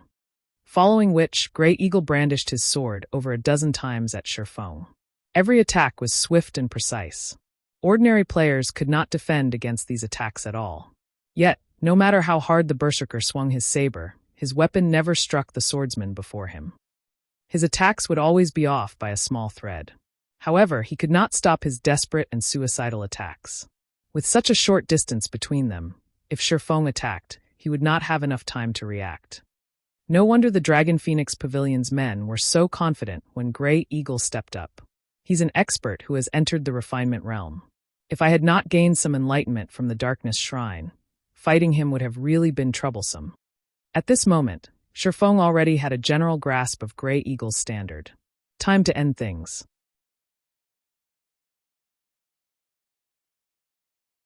Chapter 633, Capturing a Demonic Beast. Shifeng suddenly disappeared. Is this the rumored Void Steps? Grey Eagle was surprised. He had more or less watched the videos of Shifeng using his specialty move Void Steps. Only he had not imagined that a live human being could actually disappear right before his eyes. Not even his acute 5 senses could find any trace of Shifeng's presence. However, Void Steps' weakness was also blatantly obvious. And that was the instant when Shifeng attacked. Facing a fatal strike, the brain would not ignore such vital information.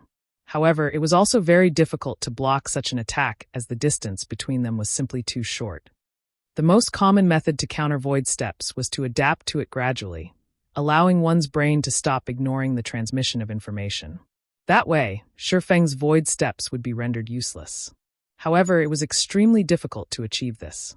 It was like trying to remember the faces of the hundreds of pedestrians one walked by every day. Remembering the faces of a few people was already a difficult feat, as the brain would automatically ignore the majority of such information. Hence, it was extremely difficult to unravel Shifeng's Void Steps. However, you still underestimate me. Grey Eagle grinned as he shifted the trajectory of his saber, swinging the weapon towards a vacant location. Dang! Sparks scattered as the sound of clashing metal echoed throughout the amphitheater. Suddenly, Shifeng appeared above the stone platform. Sure enough, he can grasp my general location. Shifeng was not at all surprised by Grey Eagle's performance. After all, the berserker had already entered the refinement realm. Grey Eagle's observational skills should be exceptional. Even with a lack of information, Grey Eagle should be able to grasp his general location. It was like his fight with Martial Dragon. With his domain, Martial Dragon was capable of processing all information within his domain without missing even the tiniest of detail. If Martial Dragon concentrated on observing his surroundings, he could render Void Steps utterly useless. Unfortunately, you only have a single weapon, whereas I have two. Shifeng increased the force he exerted with the abyssal blade, pinning down Grey Eagle's two-handed saber. Meanwhile, Purgatory's shadow, which he wielded with his other hand, completed a perfect arc as it slid through Grey Eagle's heart, leaving behind small and unnoticeable seam. Damn it! Grey Eagle clutched at his heart as he fell to the stone floor of the platform, reluctance filling his eyes as he died. Grey Eagle's defeat stunned the venue into silence. Although this match had appeared uneventful, most battles between experts were like this. Tiny differences usually decided the outcome of these battles. What a pity. If Grey Eagle could use two weapons as well, Black Flame would not have won so easily. Pure Fragrance sighed. No matter what anyone said or did, Grey Eagle was a part of the Dragon Phoenix Pavilion. The fact that Grey Eagle was defeated so easily was not a good thing for the pavilion's reputation. Would two weapons really solve the problem? Phoenix Rain wore a complex expression as she watched Shifeng. He really is a hateful person. Grey Eagle was a berserker, a class that was known for its strength. The class's strength growth was the highest of any class, yet Shifeng had suppressed Grey Eagle with a single hand. This was enough to show just how high Shifeng's strength attribute was. With such an advantage, Shifeng could easily decide the outcome the moment the battle began. Still, Shifeng had chosen to waste so much time with Grey Eagle. Why? There could only be one explanation. He wanted to determine Grey Eagle's strength. Originally, Phoenix Rain had thought to use Grey Eagle to uncover the depths of Shifeng's strength. However, not only had they failed to do so, but they had also allowed Shifeng to study them in turn. Following which, Shifeng proceeded with testing the remaining 18 reserve members, and sure enough, not a single one passed. Shifeng finished off everyone with a single hit. Miss Phoenix, I'm sorry to say this, but none of these people passed. It seems that I can only recruit members on my own, Shifeng said, smiling at Phoenix Rain. Hearing Shifeng's declaration, the reserve members instantly paled. Shifeng had extinguished their previous arrogance and confidence. They could not even bring themselves to muster a retort. If none of them passed, it can't be helped. I still have to deal with some procedures regarding the participation rights. As for the battle team members, I'll leave it to guild leader Black Flame. Phoenix Rain inwardly rolled her eyes at Shifeng. It was obvious that Shifeng had no intentions of letting her subordinates join the battle team. Finished speaking, Phoenix Rain left the Divine Colosseum with her group. Meanwhile, Shifeng hailed a horse carriage and hurried towards White River City's teleportation hall. Phoenix Rain can't be underestimated. She was actually able to recruit 3 Refinement Realm experts. It seems that I'll have to hasten Fire Dance and the others' training. Shifeng had a clear understanding of his companion's strength. If not for his intention to widen the guild's core members' horizons in the Dark Arena, Phoenix Rain's top 3 reserve members definitely qualified to become official members. After all, Refinement Realm experts were rare in God's domain. A battle team with 3 of such experts could definitely rank in the middle among all battle teams participating in the Dark Arena. This was also why Phoenix Rain believed that the battle team had the chance to rank within the top 100. Of course, that was not to say that Fire Dance and the others were weaker than Grey Eagle's group. A player's combat power could not be determined by combat techniques alone. Attributes and skills also made up a rather large ratio. Upon arriving at the teleportation hall, Shifeng quickly discovered Fire Dance and the others, who had been waiting for him for quite some time. Guild leader, we brought what you asked for. However, haven't we bought a few too many? Aqua Rose asked, feeling a slight sting to her heart. Hunting scrolls and storage space scrolls were already very expensive. A single hunting scroll cost 3 gold, 50 silver, whereas a storage space scroll cost a full 5 gold. If they only needed to purchase a few, Aqua Rose would not have minded. After all, the guild's member count had increased significantly in recent days. The money a 2-star guild could earn through guild quests was quite significant as well. In addition, they also had the profits from the Candlelight trading firm.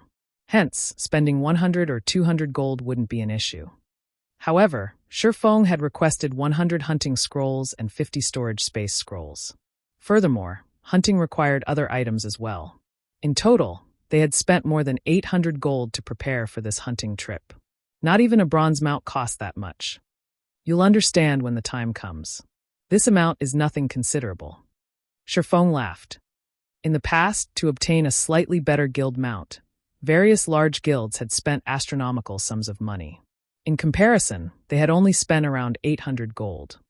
Aqua Rose grew frustrated by Shifeng's response. Fortunately, Zero Wing still had the Candlelight trading firm to support it. Otherwise, this hunting trip would have punched a huge hole in the guild's finances.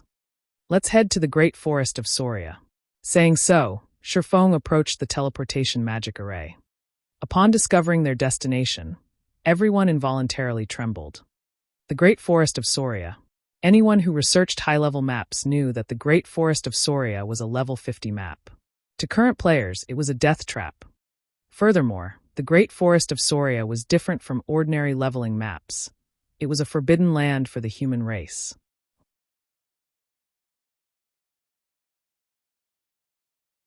Chapter 634, Starfall City.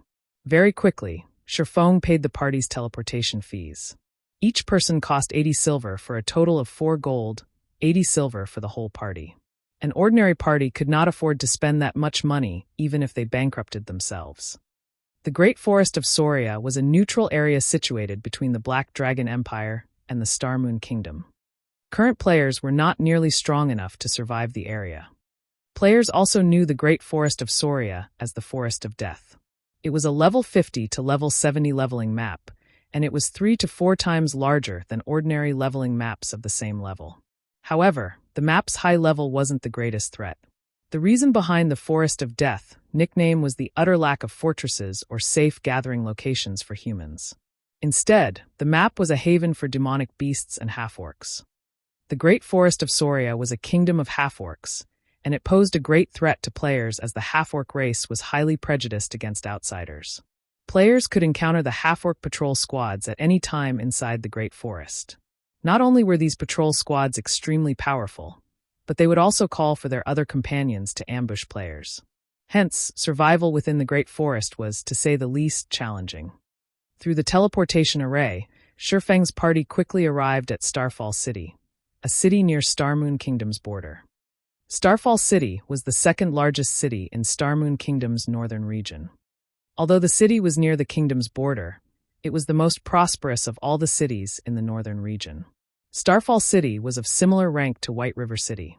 Only, the city had a few more Tier 4 NPCs guarding it than White River City. There were a total of 7 Tier 4 NPCs. The city's defensive power greatly surpassed White River City and was only weaker than Star Moon City. This place is impressive. Blackie could not help his shock when he saw the busy street. There were a lot of NPC guards patrolling the streets, at least twice that of White River City. Other than the NPC guards, there were also plenty of merchants roaming about.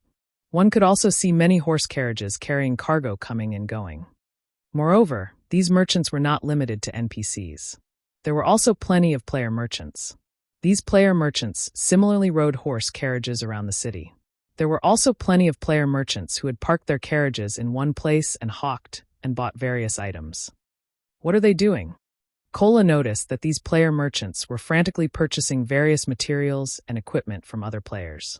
There were even some who purchased common items from NPC merchants.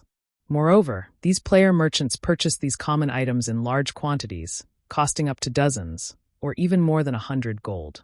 Such an amount would be enough to fund a small guild for a relatively long time. None of White River City's players would be so insane as to purchase so many common items from NPC merchants. Those people are reselling goods and making a profit through the price differences, Shifeng explained.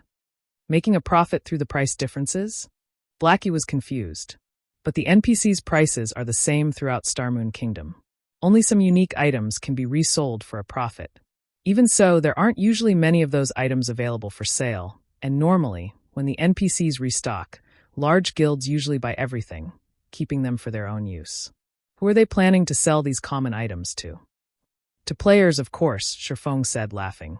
Although NPCs' common items in Star Moon Kingdom have uniform prices, the prices may be different in other kingdoms and empires.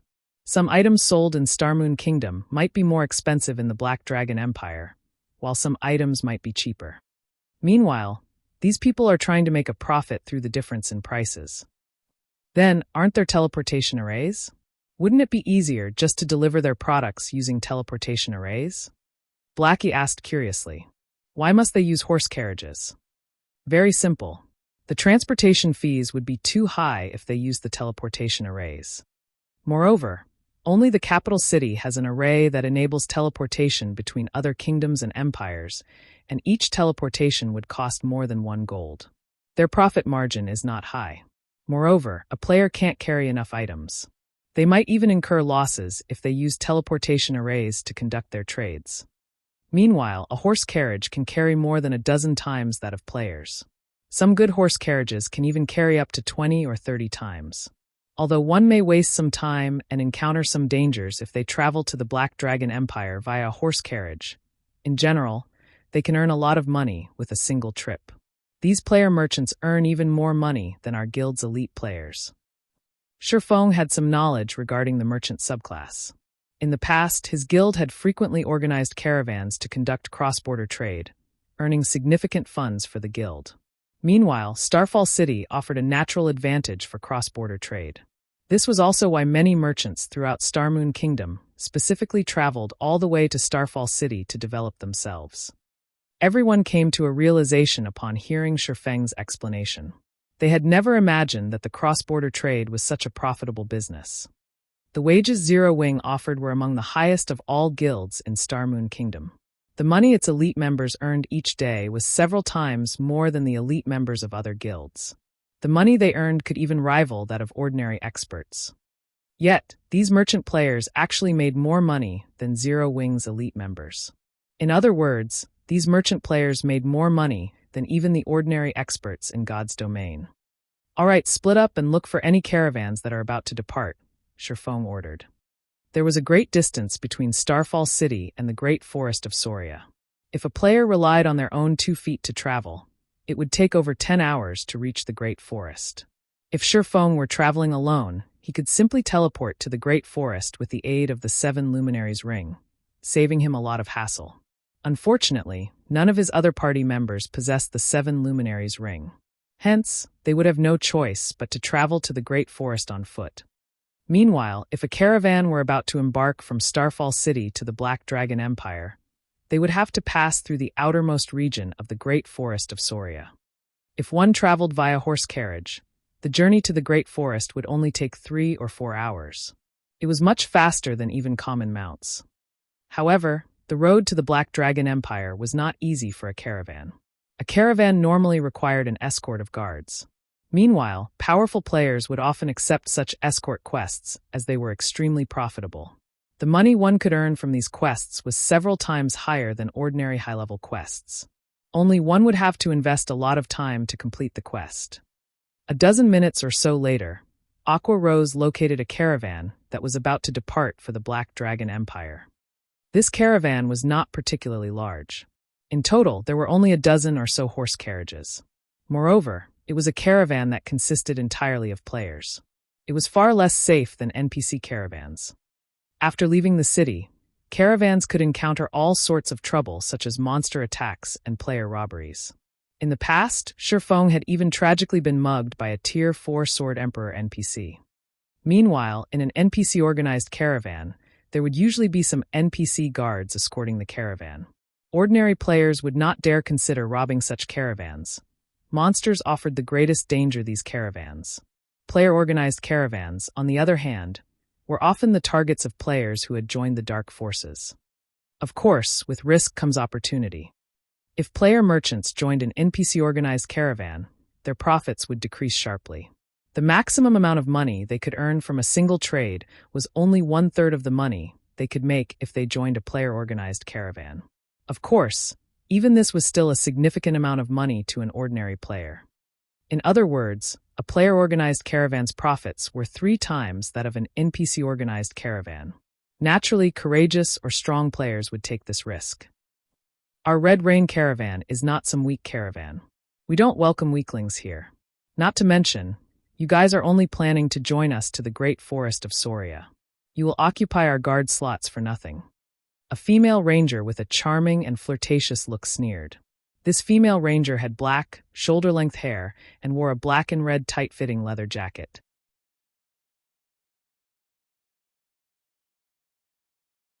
Chapter 635, Rainless Sword.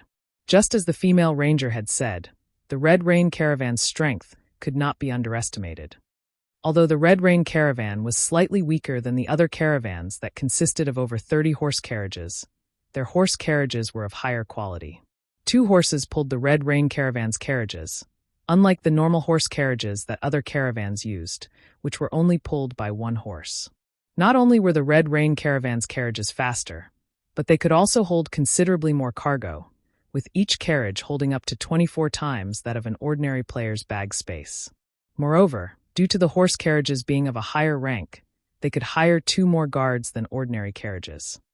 Forming such a powerful caravan at this stage of the game displayed the great capability of this player group.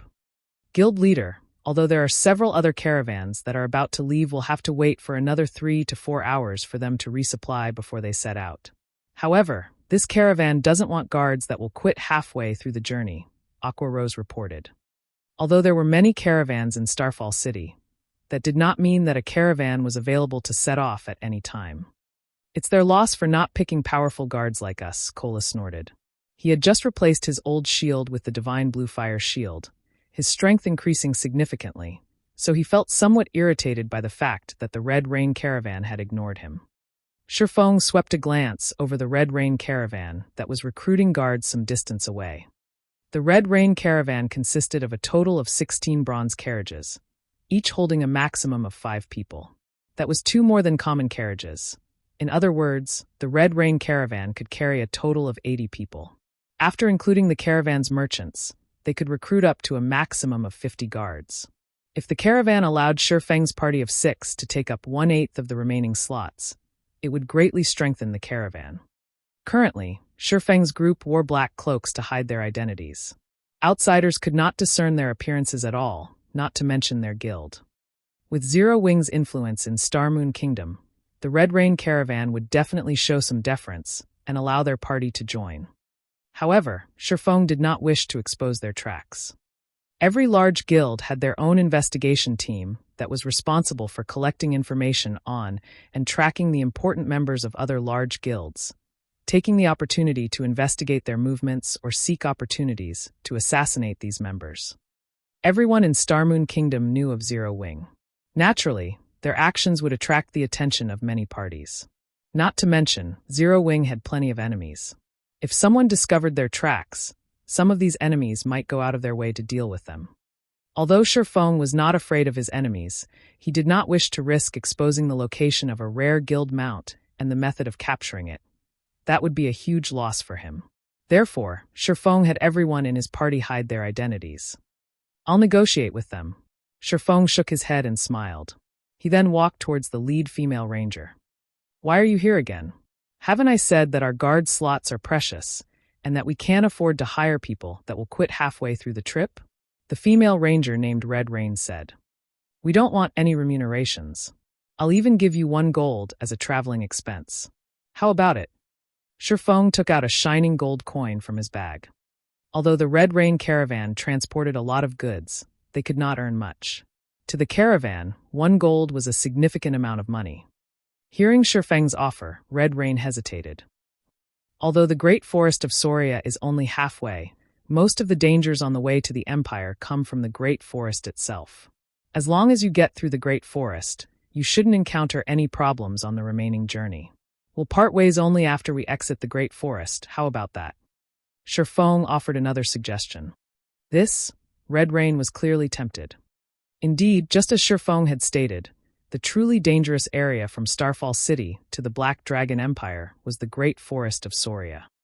The Great Forest was the best place for players to set up an ambush. At the same time, the Great Forest was also where caravans would most likely encounter monster attacks.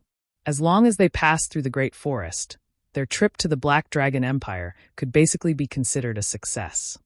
Sis, just agree to their offer. Our Red Rain Caravan is famous in Starfall City. Those bandit players normally take the long way around to avoid us. What's wrong with earning a little more money? A level 29 swordsman youth asked. Even if we encounter some trouble on the second half of the journey, doesn't the caravan still have me?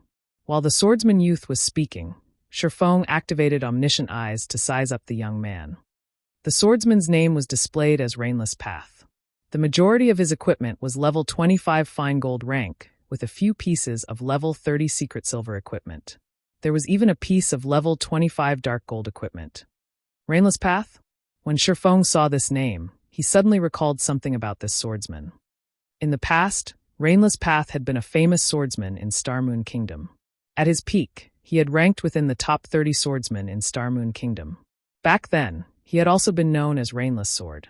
His name had shaken the entire Star Moon Kingdom. Unfortunately, his growth had been limited by the fact that he was an independent player. For an independent player like Rainless Path to place within the top 30 of the Kingdom's swordsmen was an amazing feat. All right then, I accept your offer. However, we have to make a contract first, Red Rain sighed as she conceded. She thought that she was behaving too conservatively. After all, the Red Rain Caravan was a well-known caravan in Starfall City. Bandit players normally would not try to make an enemy of their caravan. Even in the off chance that someone did try to rob them, they still had an expert like Rainless Path.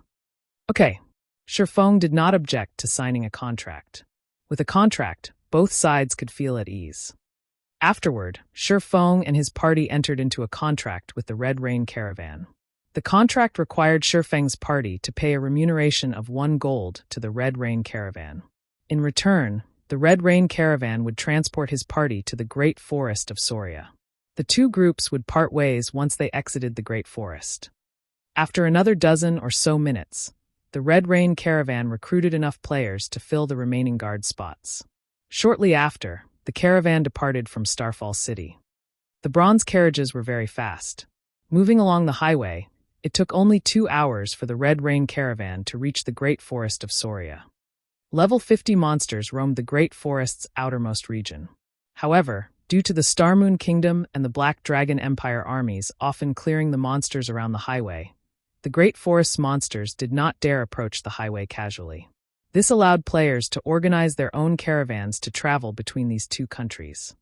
Moreover, with the current level of players, as long as they possessed some equipment that had the Ignore levels attribute and the protection skills unique to caravans, even a player caravan could pose a certain degree of threat to level 50 monsters. As long as there were not too many monsters, a player caravan could even kill off the level 50 monsters. Only during transport, the players in a caravan would not get any loot or EXP from the monsters they killed. Hence, players were unable to take advantage of the caravan's strength to grind for EXP and items. Moreover, the carriages could only travel on commercial roads. They could not travel to other locations. Otherwise, players would not need to purchase mounts. Shortly after the Red Rain Caravan entered the Great Forest of Soria, a thinly built ranger hiding in a towering tree noticed the caravan. This ranger then activated Eagle Eyes and carefully observed his target.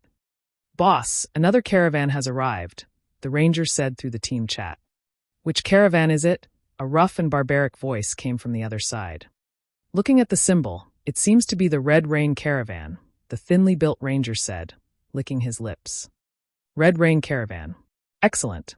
I'll show that slut Red Rain that struggling is useless, even if she has Rainless Path. Send me their coordinates. Today, the 1,000-mile killers will take this opportunity to lay our hands on the Red Rain Caravan for never paying tolls. The thinly built ranger immediately sent the Red Rain Caravan's coordinates to his boss. Haha, we're going to make a fortune. I heard that the Red Rain Caravan is as rich as an oil baron. The caravan has even given Rainless Path a dark gold weapon. Their riches will be ours, the 1,000-mile killers. The thinly built ranger drooled as he watched the bronze carriages of the Red Rain Caravan.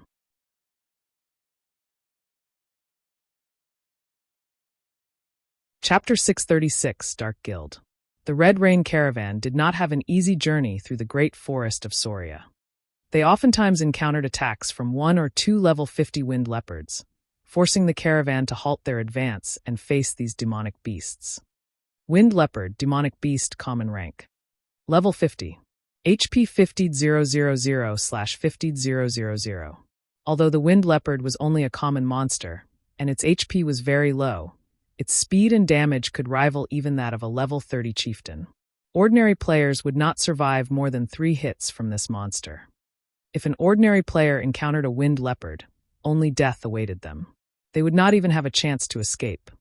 However, when a caravan was in the process of delivering goods, it gained special skills. There was no need for players to risk their lives to defend their cargo. They could deal significant damage to these monsters just by relying on the bronze carriage's attack skills. The bronze carriages could also enhance players' attributes within a certain range.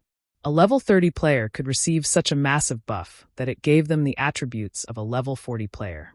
Hence, as long as a player was somewhat skilled, it was not entirely impossible for them to defeat level 50 monsters. Before Shifeng's party even descended from their carriages, Rainless Path was already charging towards the two winged leopards. And before the two winged leopards could react, Rainless Path activated Chop and dealt 3 damages of over -1,000 points to one of the demonic beasts. Ayo! The injured winged leopard released an angry howl. It then pounced at Rainless Path, brandishing its sharp claws at the swordsman. At the same time, the other winged leopard darted towards Rainless Path with its fangs bared. However, before the two winged leopards could touch Rainless Path, the 6 frontmost bronze carriages each fired a blue beam at the two monsters. The beams were extremely fast, and in the blink of an eye, they struck the winged leopards, knocking them back. Each beam dealt -3,000 damage and severely injured the two monsters. Rainless Path circled to the winged leopards' backs, aiming Earth Splitter at their hind legs. The keen edge of a dark gold longsword was extraordinary. Immediately, Rainless Path's weapon sliced through the leopard's thick hide, damaging the tendons and greatly reducing the monster's mobility. Following which, the other bronze carriages fired beams as well, and in a short moment, the two winged leopards were dead. Meanwhile, Rainless Path had even not received a single point of damage. The coordination between player and carriages was perfect. Shifeng and the other guards had no chance to display their skill at all. Sheathing his long sword, Rainless Path leaped back onto his carriage and said, "Let's go." This scene shocked many of the caravan's guards. Rainless Path was able to defeat 2 level 50 winged leopards without suffering any damage. In all of Starfall City, very few were capable of such a feat. As expected of Red Rain Caravan's Rainless Path, it seems that the only thing we'll do on this trip is fill our pockets with money, many of the guard players said in celebration. Although the remuneration and EXP for a caravan's escort quest were abundant, the quest itself was not an easy one. One would encounter many life-threatening dangers on the road. Hence, not many players in Starfall City were willing to accept an escort quest. However, it was a different story if the escort quest was for a powerful caravan. In such cases, taking on the quest would be the equivalent of free money and EXP. If he already has such precise physical control now, chances are that, among those in the guild, only Fire Dance and Violet Cloud can defeat him. It's no wonder why he was able to make a name for himself in Starmoon Kingdom despite being an independent player. Shifeng was able to gauge Rainless Path's combat standards during his previous battle. The current Rainless Path was many times stronger than Shifeng when he had first logged into God's domain in this life. At a stone bridge in the great forest of Soria's outer region, multiple level 27 and higher players hid in the surrounding forest. At such a distance, ordinary players traveling the road could easily discover these players. However, they had used isolation scrolls.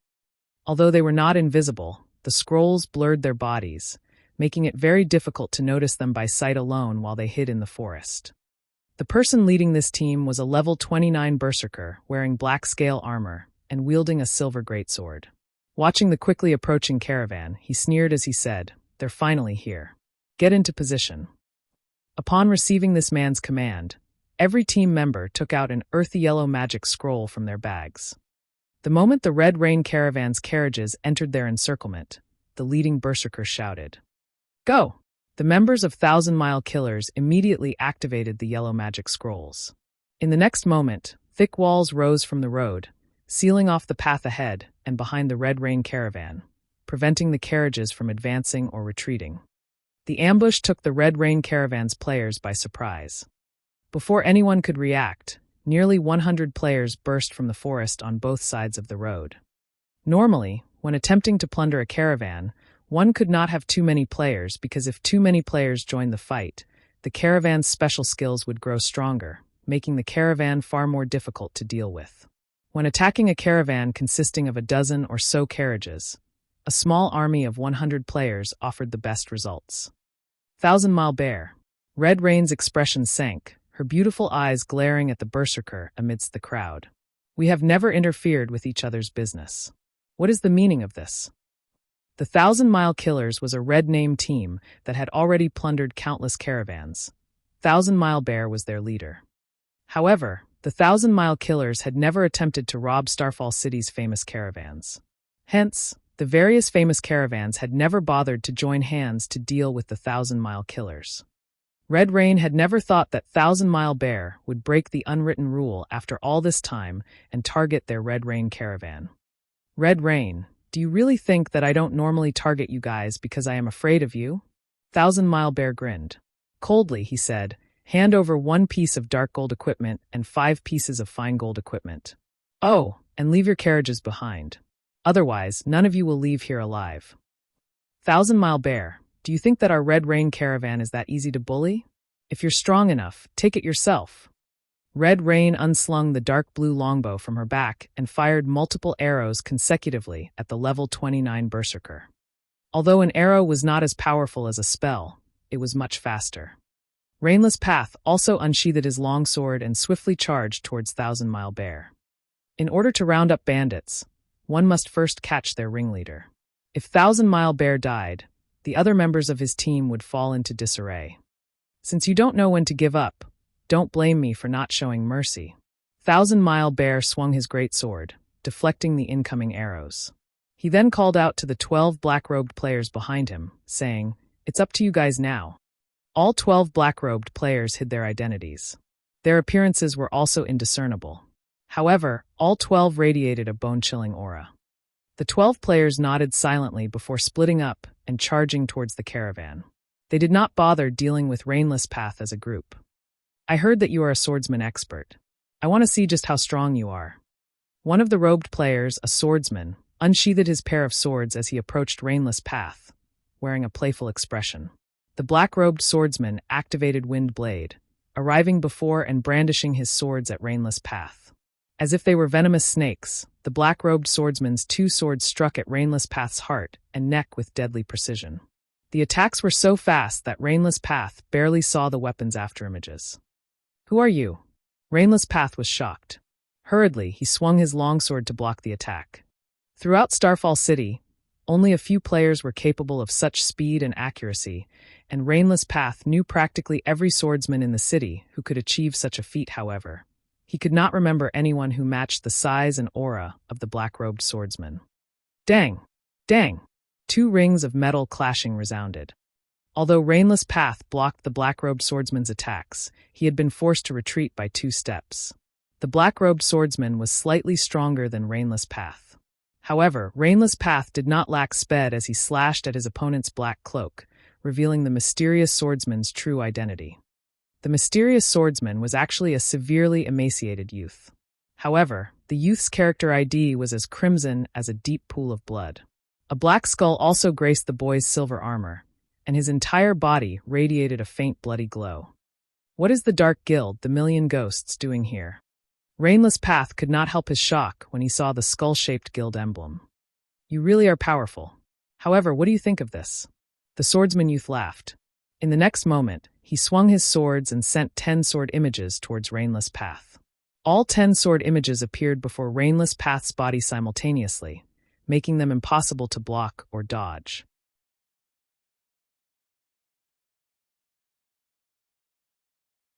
Chapter 637. Are the Million Ghosts very strong? Facing 10 sword images, even an ordinary expert would be surprised, failing to defend themselves. However, instead of moving to block the attacks, Rainless Path activated Defensive Blade and charged towards the sword images.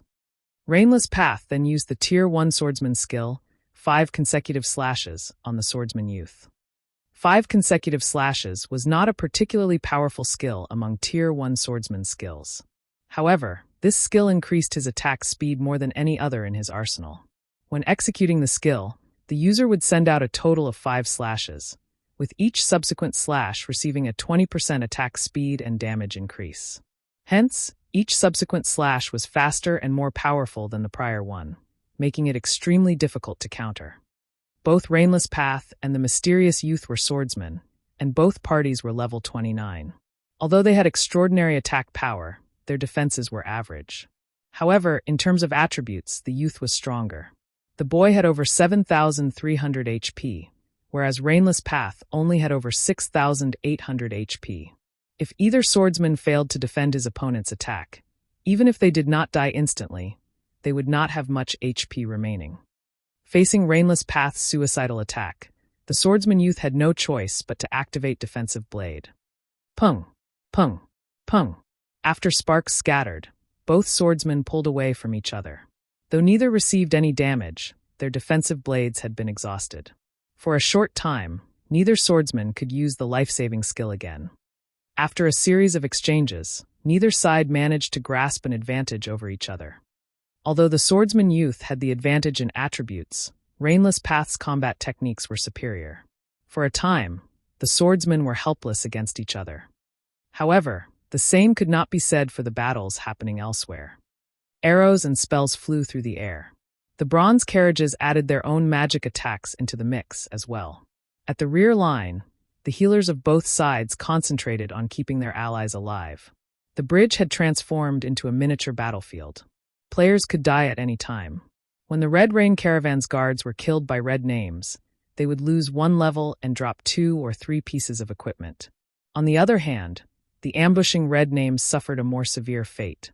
When they died, not only did they lose 2 or 3 levels, but they also dropped the majority of their equipment. There were even some red names who dropped every single piece of equipment they had upon death. However, the black-robed players who had emerged were frighteningly strong. Killing the Red Rain Caravan's guards was like child's play to these players.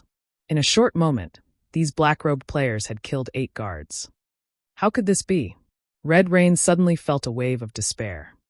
They should not have had any problems dealing with the 1,000-mile killers. However, these 12 powerful experts had rendered even the Red Rain Caravan powerless. Moreover, these 12 experts were members of the Million Ghosts, a dark guild. Dark guilds were different from ordinary guilds in that they focused on slaughtering other players. The members of dark guilds were all red names. Meanwhile, the Million Ghosts was one of the famous dark guilds in the Black Dragon Empire. The Dark Guild's strength could rival even that of a first-rate guild. Only the guild had far fewer members than a first-rate guild. Red Rain had never imagined that the Million Ghosts would lay their hands on this place as well. Rainless Path was similarly anxious. After all, as his fight against the swordsman youth drug on, more people in the caravan would die. Haha! From today onwards, the trade route between Starmoon Kingdom and the Black Dragon Empire belongs to the Million Ghosts. You people from Red Rain Caravan, when you return to Starfall City, make sure to tell all the caravans in the city that anyone who crosses this bridge will have to pay a toll. Otherwise, they will share your fate. 1,000-Mile Bear arrogantly declared as he overlooked the battling crowd. The Red Rain Caravan's members could not help but despair at these words. The Million Ghosts intended to use them as an example for the people of Starfall City. So, that's the case. However, are the Million Ghosts very strong? Shifeng asked, chuckling as he looked down on the level 29 Berserker. Dark guilds would normally occupy some high-traffic routes, making a fortune in tolls. However, Shifeng had never imagined that the Million Ghosts Guild would discover the importance of trade routes and begin claiming them so quickly. It was just like how the Candlelight trading firm was charged an export fee when selling their products in other cities. If they exported products to other countries, however, the fees were much higher, charging 30% of the item's price. Hence, once players established a shop in other countries, they normally formed their own caravans to transport their goods, saving a lot on travel expenses. The Candlelight trading firm already possessed shops in a few cities within the Black Dragon Empire. The trading firm similarly had a shop in Starfall City. However, as the level of current players was still somewhat low, Shifeng had not planned to establish his own caravan just yet. Since the Million Ghosts was already eyeing trade routes, Shifeng could not sit idle and do nothing. How dare you provoke the Million Ghosts? A level 29 black-robed berserker charged towards Shifeng, sending a heavy strike at Shifeng's head. In response, Shifeng remained motionless as he allowed the berserker's axe to descend on him. Pung! Before anyone knew it, Fire Dance appeared beside a black-robed berserker and used sneak attack, forcing the berserker into a fainted state for 3 seconds. Immediately after, she used the most powerful burst skill an assassin had, Absolute Strike. When her dagger penetrated the berserker's back, the attack threw the latter forward by 10 yards. System: Absolute Strike completion rate 85%, resulting in 100% of skill's effect. Skill proficiency +3. Minus 12,056. The black-robed berserker, who had less than 8,000 HP, dropped like a stone.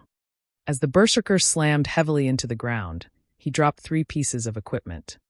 Since the berserker was a member of a dark guild, even though he was a red name and his name was nearly black, his punishment from the system would not be too severe. Only he would drop slightly more items than an ordinary player. As for his lost levels, he would only lose 1 level like everyone else. However, the black-robed berserker's death immediately silenced the battlefield. Everyone's attention shifted towards Fire Dance, who currently wore a black cloak that blurred her appearance. "Who are you?" Thousand Mile Bear asked, his expression turning grave as he stared at Sherfong. The 12 experts the Million Ghosts had sent were all core members of the Dark Guild. Every one of them was extremely powerful.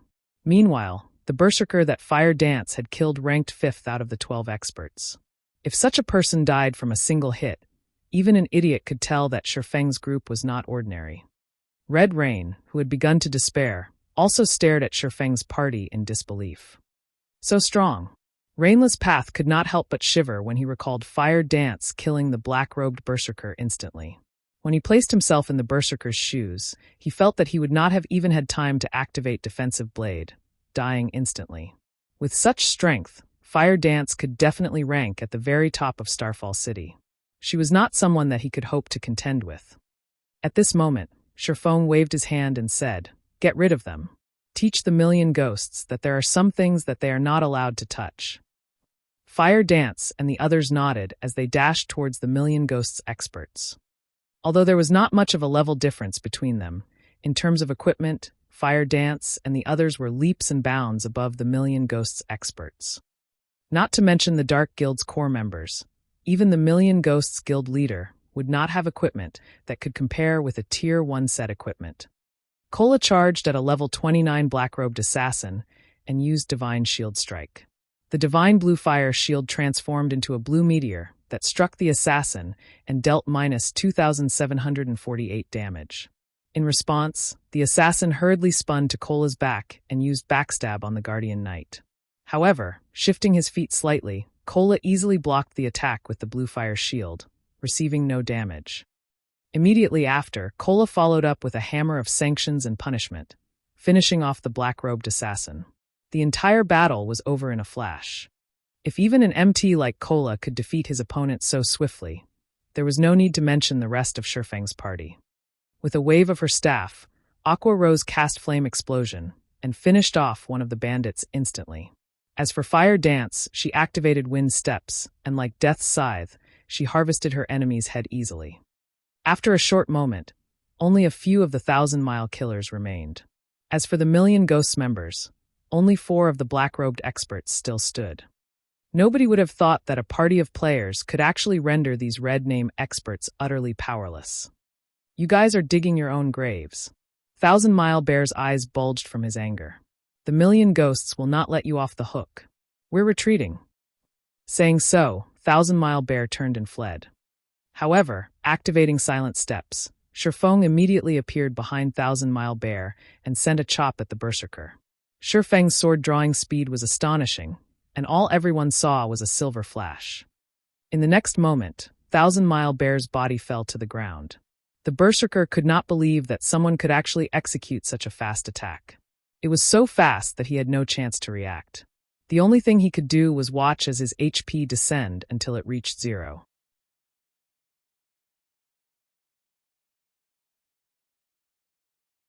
Chapter 638, Forming a Caravan. Thousand Mile Bear's instant death stupefied the Million Ghosts members who had been fleeing for their lives. Sherfong was simply too fast. They had only heard Thousand Mile Bear finish his words, and in the next moment, his body hit the ground. And before anyone had noticed, Sherfong stood beside Thousand Mile Bear like the god of death. Monster! This thought immediately possessed the minds of the Million Ghosts members. They finally understood why Shifeng looked down on the million ghosts. With such strength, not even the big three in their guild would be his match. Both Red Rain and Rainless Path stared in shock at Shifeng quietly standing in the distance. They were very familiar with Thousand Mile Bear's strength. Even if they worked together, they would need to expend a lot of effort to defeat him. Thousand Mile Bear might even escape. However, as if he stepped on an ant, Shifeng only needed an instant to kill the berserker. They could no longer fathom just how strong Shifeng was. And here I thought that his companions were strong enough. I never imagined that the man himself would be even stronger. Thank goodness I accepted his request. Red Rain was somewhat afraid as she thought back to how she had taken a gold coin from Shifeng.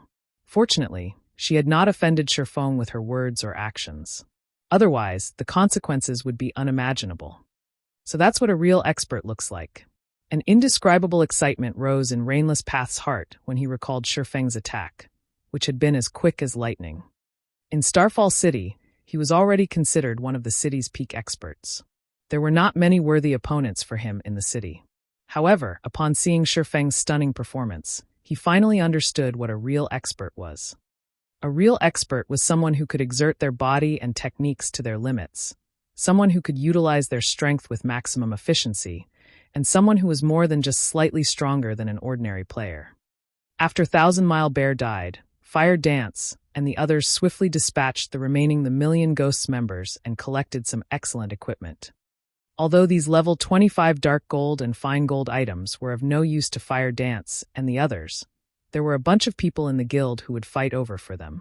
Hence, the party silently pocketed the equipment, not bothering to leave any for the Red Rain Caravan. Many thanks for Big Brother Expert's help. Without you taking action, our Red Rain Caravan would have been obliterated. Red Rain repeatedly expressed her gratitude to Shifeng. Although Shifeng hid his name, from the vague appearance Red Rain saw beyond the cloak, she could tell that Shifeng was not a child. Hence, she referred to Shifeng as Big Brother Expert. There is no need to thank me. I am only doing my job as a guard. Shifeng waved his hand. He then shifted his eyes to the Million Ghosts' corpses, commenting softly, "A dark guild is already targeting this trade route. In the future, any caravans that pass through here will have to pay a toll.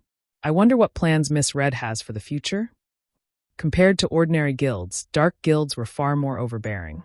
They would not give up a potential source of income just because of one failure. They would mobilize their forces, attacking again and again like a pack of hungry wolves. They would not give up before achieving their goals. After all, dark guilds had significantly fewer sources of income than ordinary guilds. In order to develop themselves, it was a necessity to resort to such desperate actions. Moreover, as players' levels increased, trade routes would become increasingly prosperous. One could collect astronomical tolls. Moreover, it was a costless business. If a dark guild managed to take control of multiple important trade routes, its income would most likely exceed even the candlelight trading firms, which was why it was impossible for the Million Ghosts to give up on the trade routes. For a caravan of independent players like the Red Rain Caravan, there was no safety to speak of. Even an expert like Rainless Path could not change the outcome. After all, an independent expert's strength was limited. In the past, after Violet Cloud left Ouroboros, she had similarly established her own workshop to serve as her foundation. Otherwise, she would not have become a Tier 6 cleric god. Being questioned by Shifeng in such a way, Red Rain quickly realized the severity of the situation. Even if an independent caravan were powerful, it could not stand against a large guild. If this path is too risky, then our Red Rain Caravan can only move to other cities to develop ourselves. Red Rain could not help but sigh. She had never imagined that, shortly after the Red Rain Caravan improved and was about to follow a profitable path, an incident like this would happen. Move to other cities, huh? Very quickly, Rainless Path noticed a crucial point. Shaking his head, he said, "Sis, I think the other cities will have the same issue. It's only a matter of how high the tolls they are." Red Rain's mood soured further upon hearing Rainless Path's logic. If that were the case, independent players could no longer survive. "Miss Red, if you still wish to continue transporting goods, I know of a good option. I'm just not sure if you will be interested," Shifeng said, smiling. "Big Brother Expert, please tell us." Red Rain was definitely interested in what Shifeng had to say. The Candlelight trading firm has recently begun to hire caravans to ship its goods to other kingdoms and empires. With the backing of the trading firm, you won't have to worry about large guilds robbing you when transporting goods in the future. Shifeng finally revealed his true goal. Red Rain and her group were experienced in the transportation of goods. As the Candlelight trading firm continued to develop, sooner or later, it would require its own caravan. By recruiting the Red Rain caravan, not only would he establish a foundation for the trading firm in advance, but he could also deepen his connection with Red Rain and Rainless Path. The Candlelight trading firm? Is that the famous trading firm that Zero Wing established? Red Rain's breathing grew a little rushed. If the Candlelight trading firm were really hiring caravans to transport goods, this would be a heaven-sent opportunity for them. With the support of the trading firm, they would gain an additional layer of protection. The only issue was that they would have to prioritize the Candlelight trading firm's goods. However, in the future, the Red Rain caravan would no longer have to worry about robberies. Zero Wing was currently like the midday sun throughout Star Moon Kingdom. It was a guild that even the super first-rate guild, the Dragon Phoenix Pavilion, was helpless against.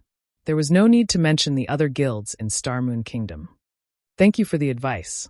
I'll begin preparing once we return to Star Moon Kingdom. Red Rain repeatedly thanked Shifeng. Following which, Red Rain and the others began to clear the battlefield. After completing this shipment, they intended to try their luck with the Candlelight trading firm.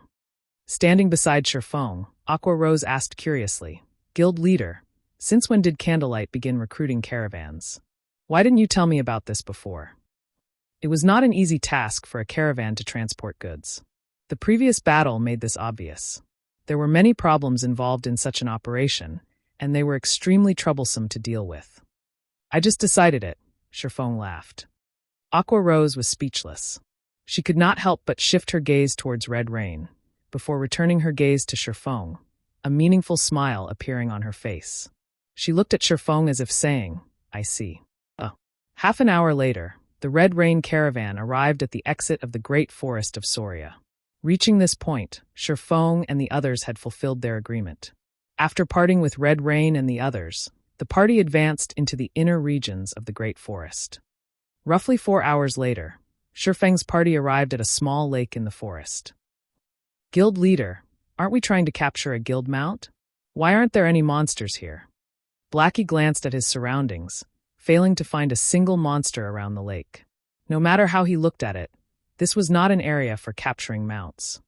Shortly after Blackie finished speaking, the sound of wings reached his ears. Turning to the source of the sound, Blackie noticed a golden-winged lion that was over 20 meters long descending from the sky, landing beside the clear lake. "A great lord," Blackie gaped as he saw this monster. Every member of the party was shocked.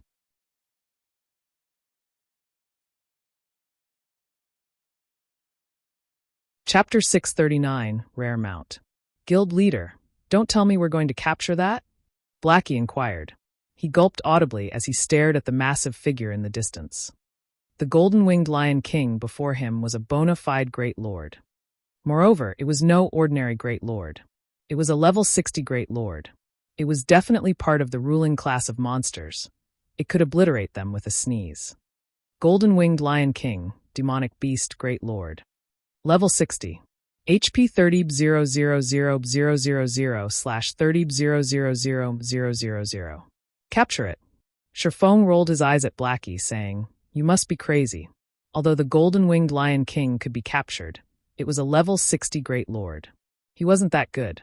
Unless they had a 100-man team of level 70 Tier 2 players or above, they had absolutely no chance of capturing the Great Lord. Shifeng's reply left Blackie speechless. However, the other members of the party released a sigh of relief. Capturing a monster was several times more difficult than killing one. "We'll head over once it leaves," Shifeng said in the team chat. This golden-winged Lion King was this area's overlord. Hence, no other monsters dared to approach the area around the lake. However, nobody would have thought that not only was the golden-winged Lion King a field boss, but it was also a guardian boss. It was a boss specifically tasked with guarding a treasure. In the past, after Fantasy Extinguisher led a team of players to exterminate this golden-winged Lion King, they discovered a secret. When that secret got out, It shocked the various large guilds throughout God's domain. Back then, even ordinary players had their own mounts. The various large guilds had also realized the importance of rare mounts and constantly searched for their own unique monster. The commotion these guilds caused as a result had disrupted God's domain's peace and tranquility. However, nobody would have imagined that the fantasy shrine had actually managed to obtain a 5-star mount. The star ranking of a mount represented its growth potential. A guild mount's rank could be upgraded when properly nurtured. Furthermore, with a higher star rank, a mount had a higher promotion success rate. The majority of the guild mounts throughout God's domain were 1-star mounts. A 1-star mount started out as a common mount. It was a general mount, and most guilds would not capture a 1-star mount for a guild mount, as there was only a 10% chance for it to become a bronze mount. A 2-star mount started out slightly stronger than a 1-star mount, and there was a 20% chance that it could become a bronze mount. As long as guild members were willing to pay the price, they could nurture their 2-star mount into a bronze mount. It was much cheaper than just purchasing a bronze mount.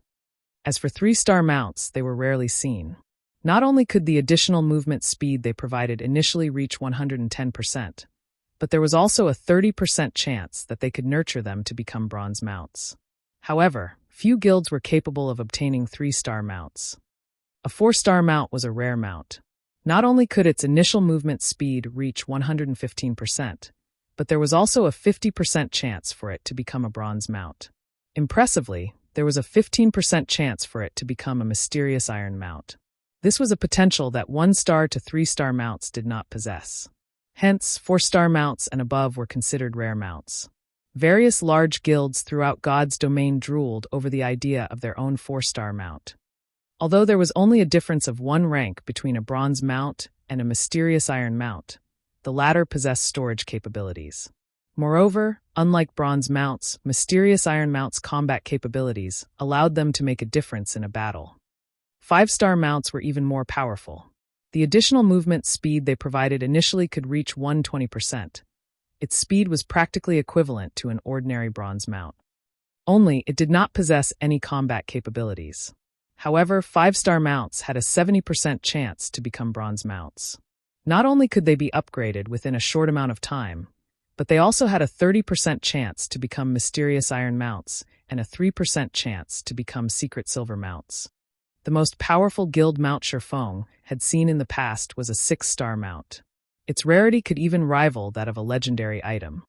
There was a 90% that it could become a bronze mount, 50% chance for mysterious iron rank, and 10% chance for secret silver rank.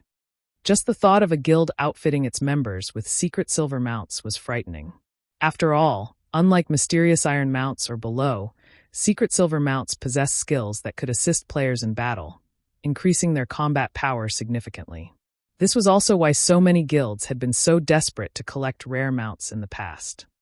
In the past, after Fantasy Extinguisher's team killed the golden-winged Lion King, they discovered a 5-star mount and became one of the few large guilds throughout God's domain to possess one. After over an hour, the golden-winged Lion King finally quenched its thirst and finished its rest. It then flew from the clear lake. "All right, everyone, drink your potions and follow me." Sherfong did not bother to explain much. Immediately, he retrieved a deep blue potion from his bag and emptied the bottle's contents. The underwater breathing potion allowed players to breathe underwater for 2 hours. After drinking the potion, Sherfong led his team and dove into the lake. Although the golden-winged Lion King was a guardian monster, it did not guard this place constantly. It normally left the area for an hour or so, giving players a loophole to exploit.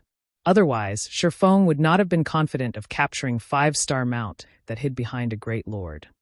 After swimming for about a dozen minutes or so, the party discovered the ruins of a shrine. However, the shrine's thick, stone doors were currently shut tight. Even after combining their strength, they could not open the doors. It was obvious that they needed some sort of item to gain passage. Just as everyone was at a loss on what to do, Sherfong activated the 7 Luminaries' ring's space movement and entered the space beyond the stone doors.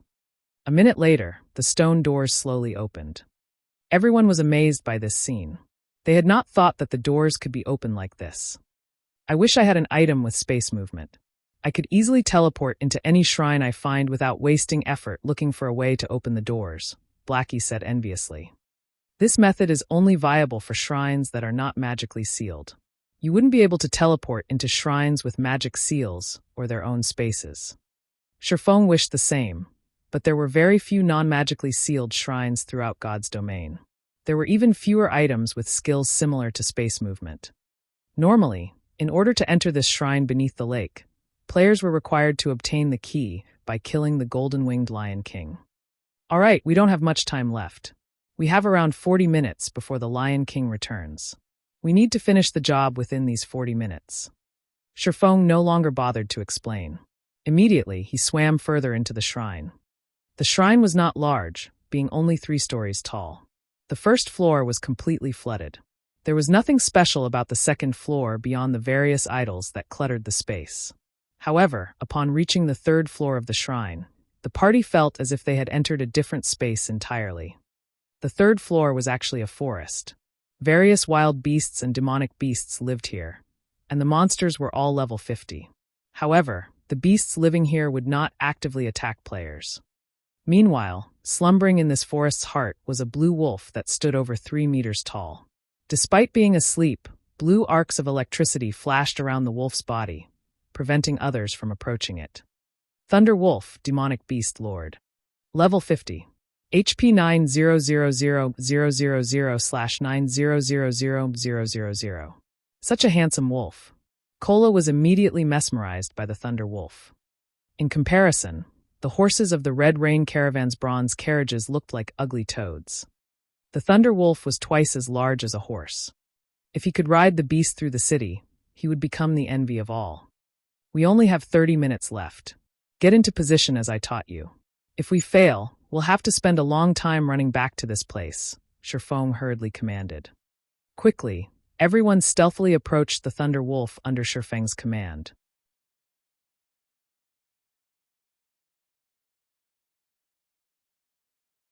Chapter 640, Astonishing Attack Power. The Thunder Wolf opened its eyes upon detecting Shifeng's party. It then emitted a low growl, warning the approaching humans.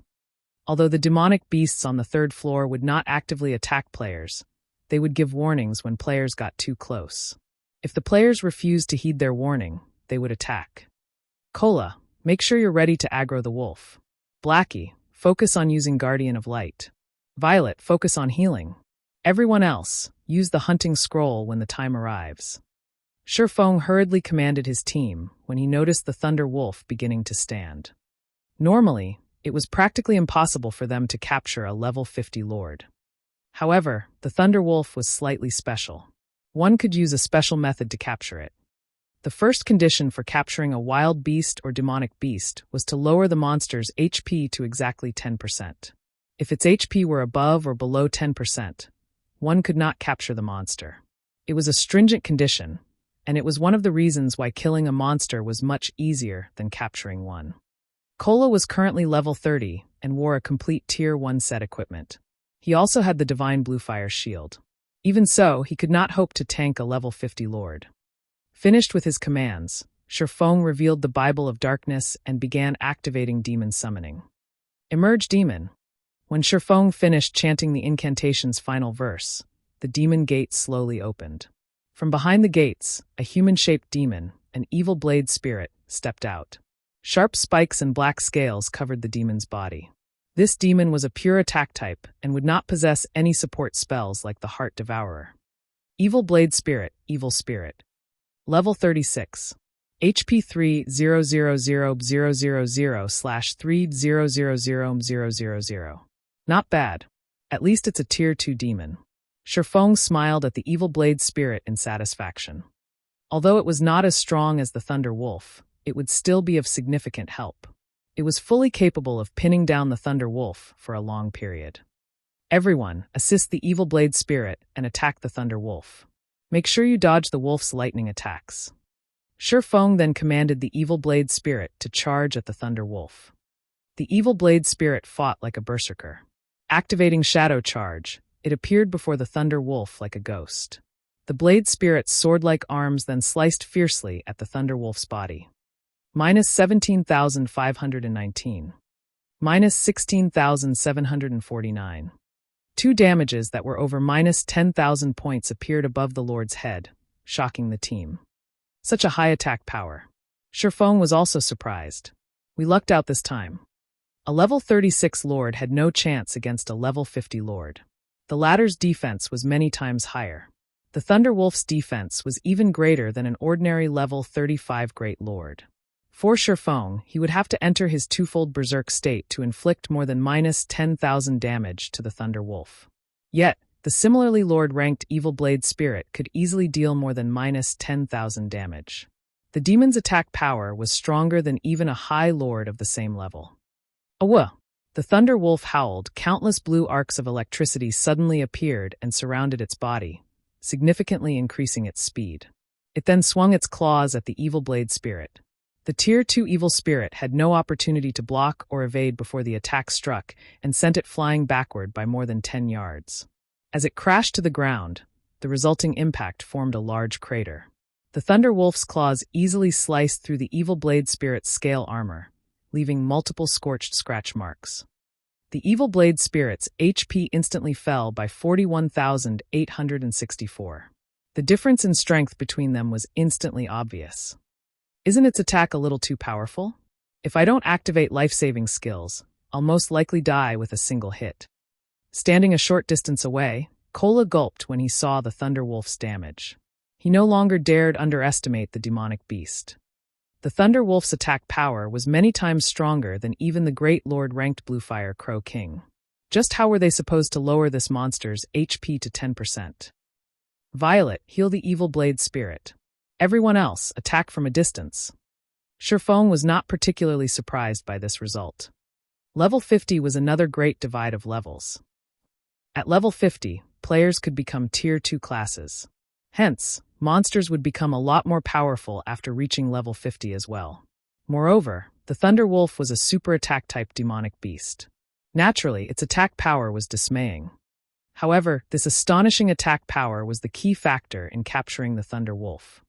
Following which, Shifeng controlled the Evil Blade Spirit and began to lure the Thunderwolf elsewhere.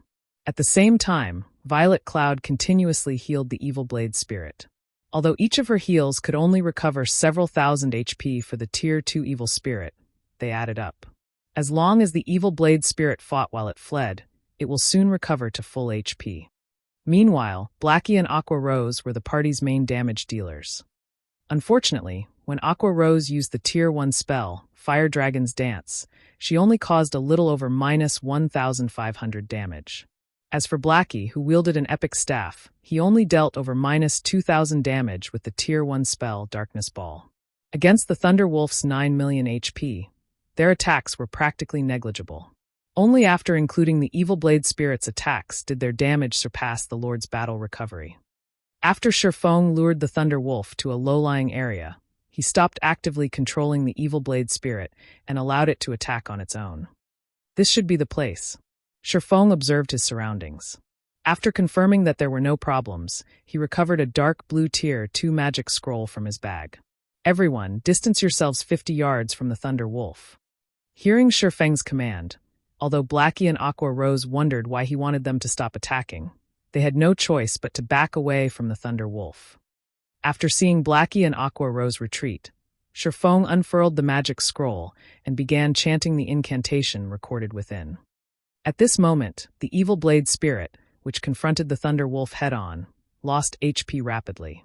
Each of the Thunderwolf's attacks dealt over minus 40,000 HP, while its skills dealt over minus 70,000 damage. The Evil Blade Spirit only had 3 million HP very quickly. The demon's HP fell below 2 million. On the other hand, the Thunderwolf had only lost around 100,000 HP. Blackie, use Guardian of Light on the Blade Spirit. Shifeng said sternly through the party chat after completing his preparations. Immediately, Blackie cast Guardian of Light on the Evil Blade Spirit. Guardian of Light was an additional skill of Mavis's Guard. When activated, the skill granted immunity to all magic damage, reduced physical damage taken by 80%, and recovered 5% HP every second for 20 seconds. It was one of the most powerful life-saving skills at this stage of the game. After receiving Guardian of Light, The damage the Evil Blade spirit received fell sharply from over minus 40,000 points to just over minus 2,000 points. Moreover, it also recovered 5% of its HP every second. For the Evil Blade spirit, that was 150,000 HP every second. Not only did the Evil Blade spirit stop losing HP, but its HP also recovered rapidly. What's going on? Aqua Rose was surprised. The Thunder Wolf had initially dealt over minus 40,000 damage to the Evil Blade spirit. Even if its damage were reduced by 80%, it should still deal over minus 8,000 damage. Yet now, its attacks only inflicted over minus 2,000 damage. Before Aqua Rose could make sense of the situation, Sherfong activated the Tier 2 magic scroll, Waterfall, in his hands. Suddenly, a massive magic array appeared above the Thunder Wolf. A torrent of water then gushed out of the magic array, pummeling the Thunder Wolf and causing damages of over minus 4,000 points to appear above the Lord's head. The magic scroll's effect lasted for 4 seconds. We're finally done. All we need to do now is to watch the show. Sherfong smiled faintly. Watch the show. Doubt flashed in Fire Dance's eyes. Everyone was clearly confused. They did not understand Sherfeng's actions. It was merely a Tier 2 magic scroll. Moreover, it wasn't dealing much damage. In the next moment, however, everyone's eyes nearly fell out of their sockets. Suddenly, damages of more than minus 60,000 points started appearing above the Thunder Wolf's head. This is... When Fire Dance noticed the Thunder Wolf's claws falling into the pooled water from the waterfall, and it receiving massive amounts of damages as a result, she immediately came to a realization. That's right. The Thunder Beast's attacks are mainly lightning-type magical attacks. Using the electrical conductivity of water, although the water will amplify the power of its attacks, it will also become a victim of its own power, Sherfong explained, grinning. If it were any other monster, he would have no method to capture it. Unfortunately for the Thunder Wolf, its attacks were lightning-based, so its greatest weakness was water. Hence, when the Fantasy Shrine had faced enemies with water-type AoE spells, they would not utilize their Thunder Wolf mounts to assist them in battle, as doing so would cause more harm than good. For a time, the Thunder Wolf's 9 million HP rapidly decreased. Everyone, get ready. Watching the Thunder Wolf's HP about to reach 10%, Sherfong immediately ordered everyone to retrieve a hunting scroll and begin the capturing process.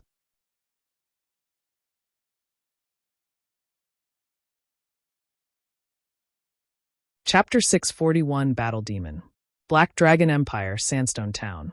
Sandstone Town occupied the Black Dragon Empire's southern border and was the nearest town to the Starmoon Kingdom. Unfortunately, the forces of darkness occupied this town, so ordinary players could not venture here. Only players who had joined the forces of darkness could enter the town safely. The forces of darkness controlled very few towns, so many dark guilds were based in Sandstone Town. Among them, the most powerful dark guild was the Million Ghosts. One could say that the Million Ghosts was Sandstone Town's absolute overlord. 1,000 Miles' team was defeated. Impossible. We sent 12 core members to assist them. With the strength of the independent caravans that traveled between Starfall City and Copper Mountain City, how could they possibly lose?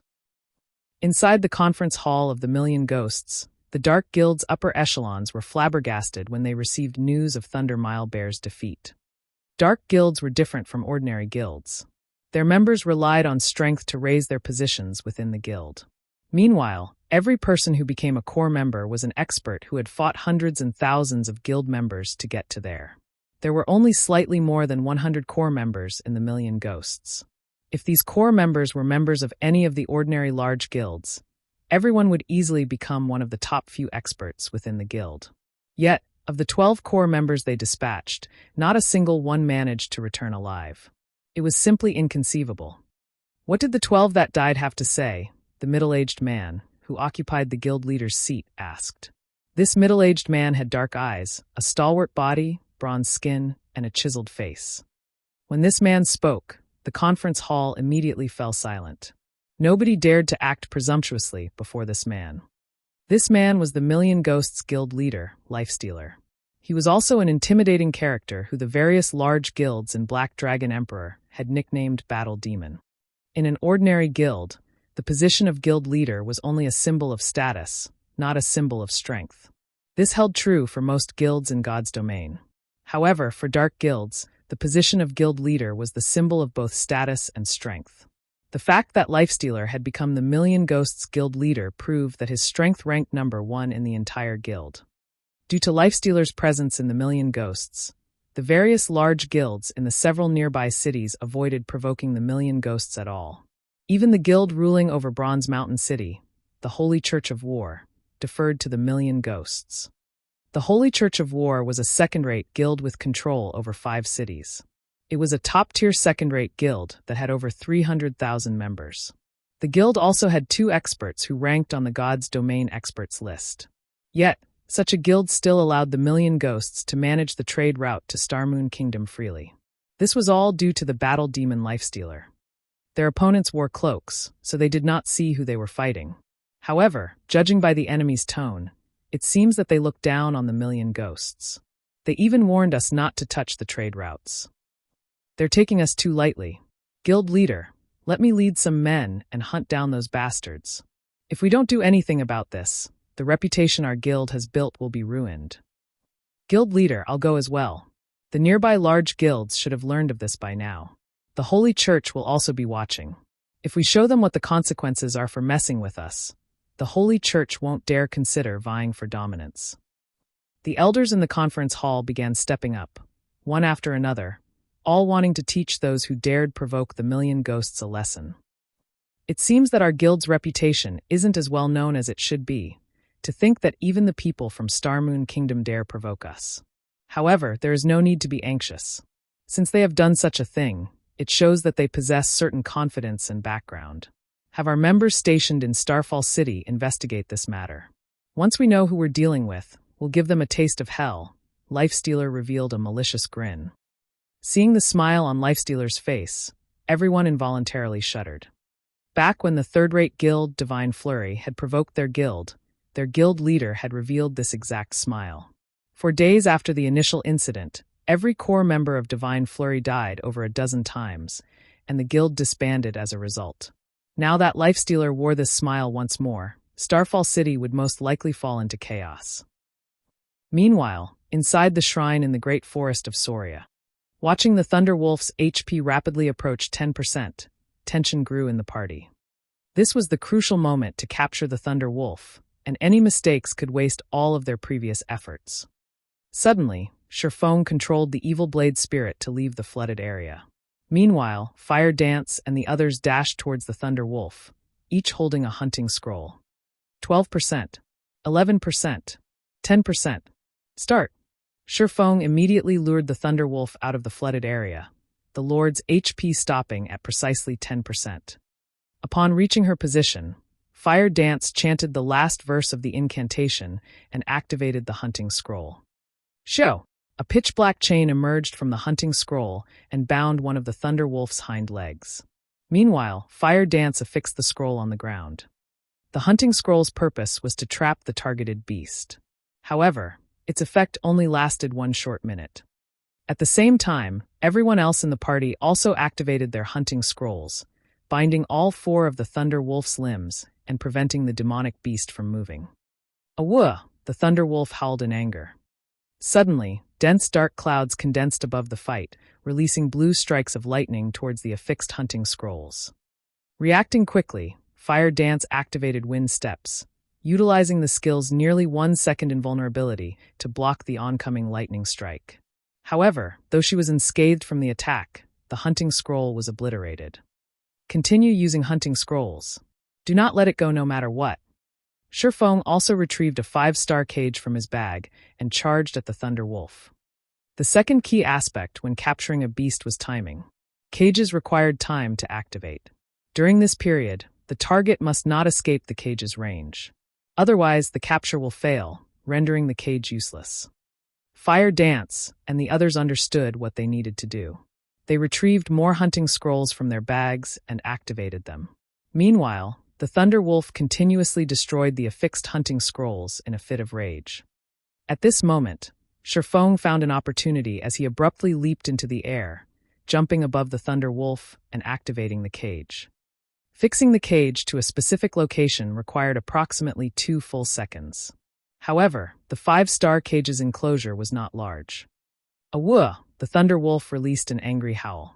Suddenly, more dark clouds collected in the sky, the lightning strikes increasing in number as well. Immediately, 2 of the 5 affixed hunting scrolls were destroyed. The Thunder Wolf then made an angled jump, escaping the cage's enclosure in the nick of time. Capture failed, following which Fire Dance and the others hurriedly used more hunting scrolls to pin down the demonic beast. However, Shifeng's second capture attempt also failed. Meanwhile, Shifeng only had 2 5-star cages remaining. In other words, he only had 2 chances to capture the Thunder Wolf left. As expected of a 5-star rare mount, it really is lively. This was the first time Shifeng had attempted to capture a 5-star mount in either life. The Thunder Wolf was far more difficult to capture than he had expected. However, Shifeng was not someone to be trifled with. For his third attempt, he activated one of the Abyssal Blade's skills, Abyssal Curse, preventing all targets within a 30-yard radius from moving for 5 seconds. Although the Thunder Wolf was a level 50 lord, the skill would still affect it somewhat. Suddenly, the Thunder Wolf's movements visibly slowed. Shifeng then activated Heavenly Dragon's power and used Thunder Flame Explosion on the demonic beast. Minus 8,679. Although his damage was negligible, Thunder Flame Explosion had a movement speed reduction effect. As a result, the Thunder Wolf's speed dropped further. Use the hunting scrolls quickly, Shifeng shouted anxiously. Hearing Shifeng's command, Fire Dance and the others activated their hunting scrolls. This time, 5 chains simultaneously bound the Thunder Wolf. Still not satisfied, Shifeng activated Abyssal Bind as well. 9 chains suddenly sprouted from the ground, locking the Thunder Wolf in place. However, despite the many restrictions, the chains began to shatter, one after another. Shifeng began setting a cage into position once more. For a moment, everyone forgot to breathe. Just to hold the Thunder Wolf in position, they had used more than 60 hunting scrolls. Each person only had a few hunting scrolls remaining. The cage's channeling time slowly decreased. 2 seconds. 1 second. In you go! Shifeng roared. Immediately, a massive steel cage fell from the sky, trapping the Thunder Wolf within.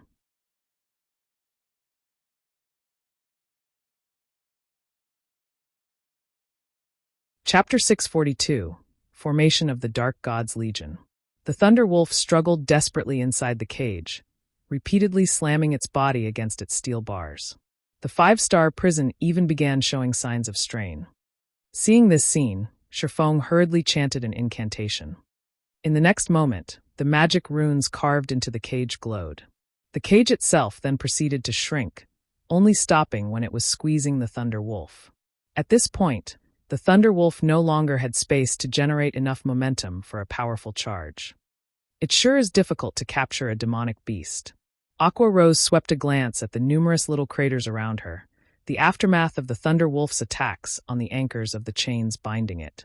Fortunately, the few of them managed to react and evade the Lord's lightning attacks quickly, allowing them to capture the Thunder Wolf without any fatalities. Let's get ready to leave, then. Shifeng took a look at the time. They were cutting things fine. The golden-winged Lion King would return soon. He then retrieved a bunch of storage space scrolls from his bag. Although they had already captured the Thunder Wolf, the demonic beast's massive frame was over 3 meters tall. In addition, there was the massive steel cage. Transporting the Thunder Wolf out of this place would be extremely troublesome. They would require many players with high strength just to lift the cage and the Thunder Wolf. And even if they did manage to lift them, their movement speed would be significantly reduced. They would also encounter many dangers while carrying the demonic beast. Who knew just how much time they would have to waste conveying the Thunder Wolf back to White River City? Hence, storage space scrolls were available for purchase in God's domain. These scrolls could be used to store large items. Not only was the Thunder Wolf massive, but it was also a living creature. Shifeng had to use a total of 20 storage space scrolls in order to fit the Thunder Wolf into his bag space. The Thunder Wolf instantly took up 20 slots there. However, the duration of the storage space scrolls was not indefinite. They could only be used to store items for up to half an hour. Following which, everyone used return scrolls and departed from the shrine. White River City, Zero Wings Guild residence. After Aqua rose and the others went to rest, Shifeng went to the warehouse inside the guild residence by himself. He then placed the Thunder Wolf inside the warehouse, as well as took out several magic crystals from his bag and put them inside the Thunder Wolf's cage. Demonic beasts were different from wild beasts. Their primary source of food was magic crystals. Just a single crystal could sustain a demonic beast for a long time.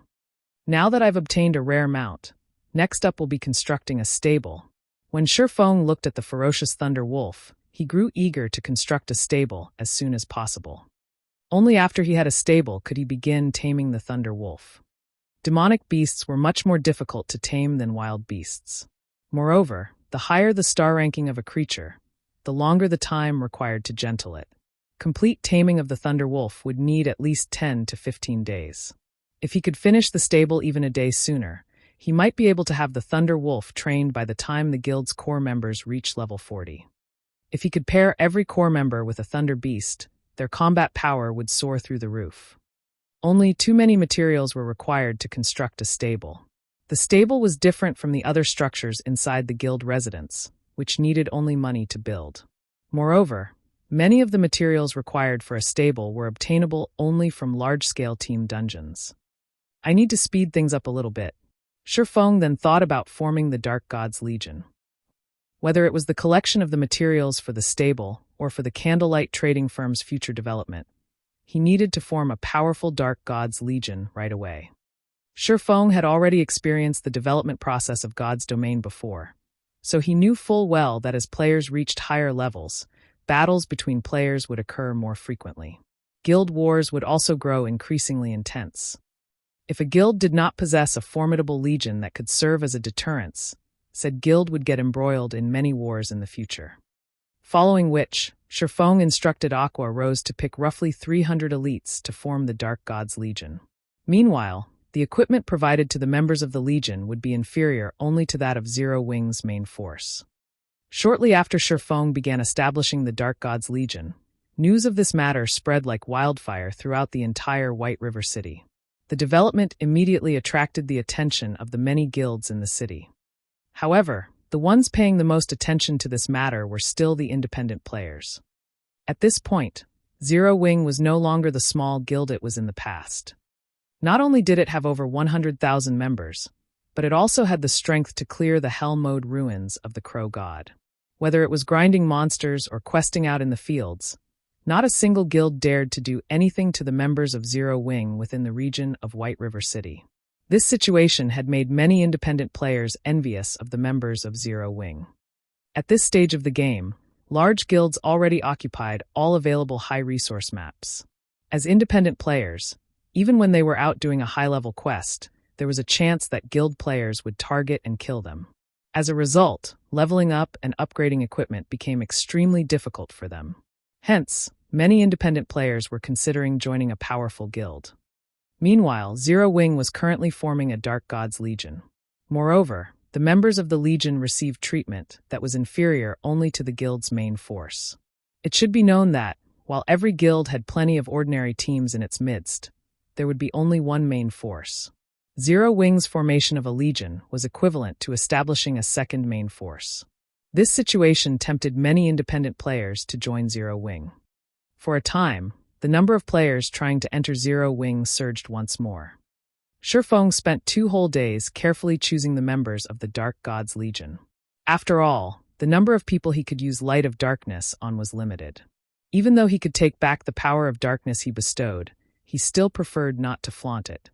Meanwhile, during this period, Shifeng produced quite a number of intermediate mana armor kits, which were all meant for the members of the Dark Gods Legion. During these 2 days, many things happened throughout God's domain as well. One of these developments was that many guilds had succeeded in raiding 50-man team dungeons and had moved their competition onto 100-man team dungeons. However, 100-man dungeons were significantly different from 50-man dungeons. One could say that 50-man dungeons were warm-ups for 100-man dungeons. The number of monsters and the monster's strength inside a 100-man dungeon were both significantly higher than in a 50-man dungeon. Of course, the loot from a 100-man dungeon would also make many players drool. Initially, level 30 fine gold equipment was extremely difficult to obtain. However, it's much easier to get in a 100-man hard mode dungeon. Even the chieftain-ranked monsters inside the dungeon would drop it. There was also fine gold set equipment specifically meant for the various classes. Nevertheless, the most attractive part about 100-man dungeons would still have to be the forging designs and various sorts of rare potion recipes that were not obtainable from any other place. Getting even a single design or recipe would mean endless riches. Meanwhile, Zero Wing was also desperately trying to raid a 100-man dungeon. However, despite obtaining the power of darkness, the progress of Zero Wing's main force was only subpar at best. A 100-man dungeon had a total of 6 main bosses. Currently, Zero Wing had managed to defeat only 2 of them. They had yet to see what the final boss looked like. Aside from competing over 100-man dungeons, the next thing that excited players the most was the activation of the Colosseum list. To experts, this was a relatively good benefit. The Colosseum list also served as an incentive for players to improve their skill completion rates and combat power. The Colosseum list was the combat power rankings of the Divine Colosseum. As long as one managed to rank within the list, they would obtain the corresponding Colosseum points. Players could use these points to exchange for many items such as equipment, skills, potions, rare materials, and many more items. Among them, the greatest attraction was the equipment available. Not only was there level 30 dark gold equipment available, but even level 30 dark gold set equipment was also up for exchange. Due to this reason, Divine Colosseums throughout God's domain became extremely popular. Many players fought desperately to raise their rankings on the Colosseum list. Large guilds sent their core members one after another to challenge the Divine Colosseum. For a time, many hidden experts emerged throughout God's domain, giving players a great shock. Nobody had thought that there were actually so many experts in God's domain. Meanwhile, Sherfone was currently seated in a large private room in the Divine Colosseum of White River City.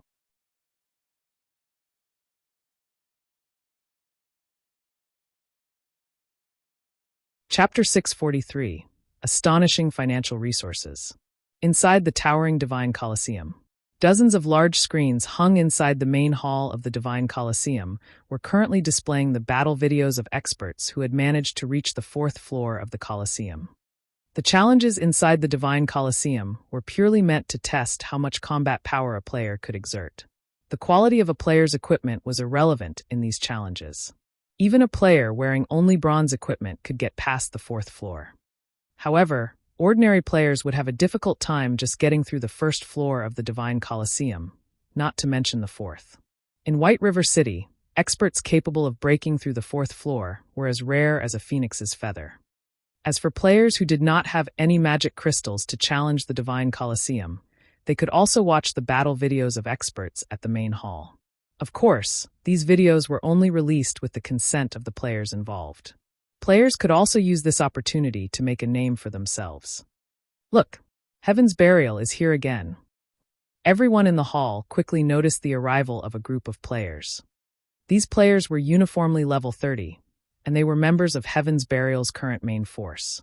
If not for the fact that they were aiming to obtain the first clear of a 100-man dungeon, these players would have long since leveled up.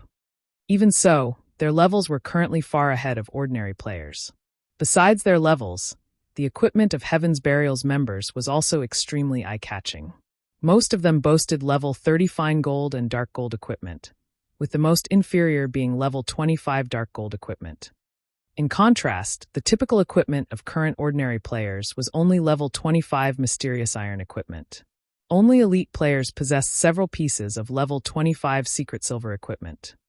Not only does Heaven's Burial have so many experts, but these experts also come here to train multiple times each day. It makes you wonder just how strong they are. What do you even know? Having more experts in a guild is better, of course. Moreover, by training here, they can increase their rankings on the Colosseum list and earn points to exchange for dark gold equipment, aside from improving their combat techniques. That's killing 2 birds with 1 stone. Why wouldn't they do it? Recently, Heaven's Burial has been growing increasingly stronger. Initially, they had less than 10 members who managed to pass the 4th floor. Now, after only a few days, that number is up to 20. Two members of the guild even have managed to get to the 6th floor. In the entire White River City, Heaven's Burial is only slightly inferior to Overwhelming Smile and Zero Wing. Isn't that only because the guild is rich? Challenging the Trial Tower costs 1 magic crystal each time. Normally, when we raid dungeons, we will only get 1 magic crystal after a lot of difficulties. Even then, we still have to split it among several people. After raiding dungeons all day, our turn to get a crystal might still not come. Meanwhile, the members of Heaven's Burial's main force get a daily allowance of 5 magic crystals, so they get to challenge the Trial Tower 5 times a day. With 100 members in the main force, Heaven's Burial has to spend 500 magic crystals per day. Due to the Divine Colosseum, the current price of magic crystals has long since gone up by several fold. Right now, each crystal is worth 20 silver, yet there is a shortage. There is still room for prices to rise. That's right. I knew I should have stocked up on some magic crystals. I would have been able to make a small fortune by now. It would be great if I could become a member of Heaven's Burial's main force. Many players looked on with envy as the members of Heaven's Burial walked towards the Trial Tower. Not even the wealthy Overwhelming Smile could afford such extravagance. Currently, 500 magic crystals were equivalent to 100 gold. Of course, a majority of these magic crystals came from the dungeons raided by the guild. Otherwise, even Heaven's Burial would find it extremely taxing to fork out 100 gold every day. Meanwhile, Shifeng, who had rented a large private room in the Divine Colosseum, was currently standing before 300 people. These people were all players he had selected for the Dark Gods Legion. Currently, everyone in the Dark Gods Legion was feeling excited. These members had not expected to be able to meet their legendary guild leader, Black Flame, in person. Moreover, Black Flame was even going to nurture them himself. This training was a privilege that was not available anywhere else in the entire Starmoon Kingdom. Nobody in Starmoon Kingdom did not know of One Hit Azura, the publicly acknowledged #1 expert of Starmoon Kingdom. Tuition with the #1 expert of Starmoon Kingdom was a privilege beyond price. I'll put this out first. Although you all official members of the Dark Gods Legion and get to enjoy extremely high benefits, the Dark Gods Legion operates on an elimination system. Waiting behind you are 700 reserve members. If your strength is found wanting, a reserve member will take your place, Shifeng said in a somber tone. From today onwards, each of you will receive 10 magic crystals daily to challenge the Trial Tower. I will rank you based on your battle record in the Trial Tower. At the end of each week, I will compare the last 30 official members with the top 30 reserve members. The winners will be official members, while the losers will go on the reserve team. Everyone could not help but gasp. The competition was incredibly intense. Up to 30 people might switch out each week. However, everyone was also shocked at Zero Wing's generosity. The Dark Gods Legion had 300 members in all. If every member could spend 10 magic crystals a day, that meant that Zero Wing would expend a total of 3,000 crystals, or 600 gold daily. This outlay was simply inconceivable. Even a first-rate guild did not boast such frightening financial resources. What no one knew was that, even if Zero Wing had that much money, it was impossible to purchase so many magic crystals. Currently, the various large guilds were treating magic crystals like strategic resources. They would not sell any of their magic crystals at all. One could only purchase a small amount from independent players. However, even before the release of the Divine Colosseum, Shifeng had already tasked Melancholic Smile with purchasing magic crystals in bulk. They had spent practically all the coins they earned stocking up on magic crystals. Currently, the Candlelight trading firm had several warehouses full of magic crystals. Alright, I forgot to mention one more thing. The top 30 people will receive an invitation to undergo training together with the guild's top-tier experts, Shifeng laughed. I believe that all of you have probably heard how Zero Wing has a special training ground.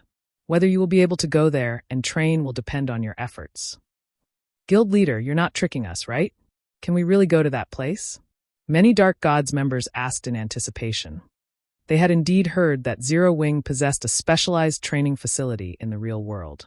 There, one could ramp up their combat techniques. One could also learn the rumored advanced combat techniques and become a true top-tier expert. Originally, training at that place was a privilege available to only a limited number of core members. Nobody had expected that even official members of the Dark God's Legion could receive such a treatment. As long as you can enter the top 30, you can naturally go. Shifeng shook his head and laughed. The Big Dipper Training Center completed the renovation of the Greenwater Villa only recently. The villa was outfitted with all kinds of training apparatuses and could now accommodate more people.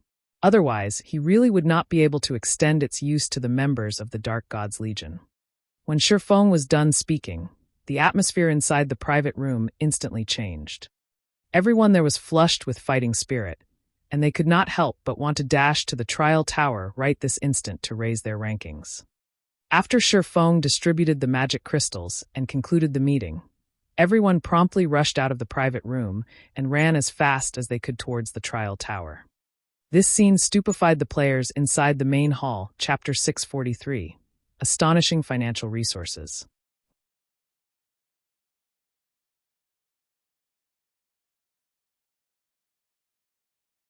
Chapter 644, Secret Competition.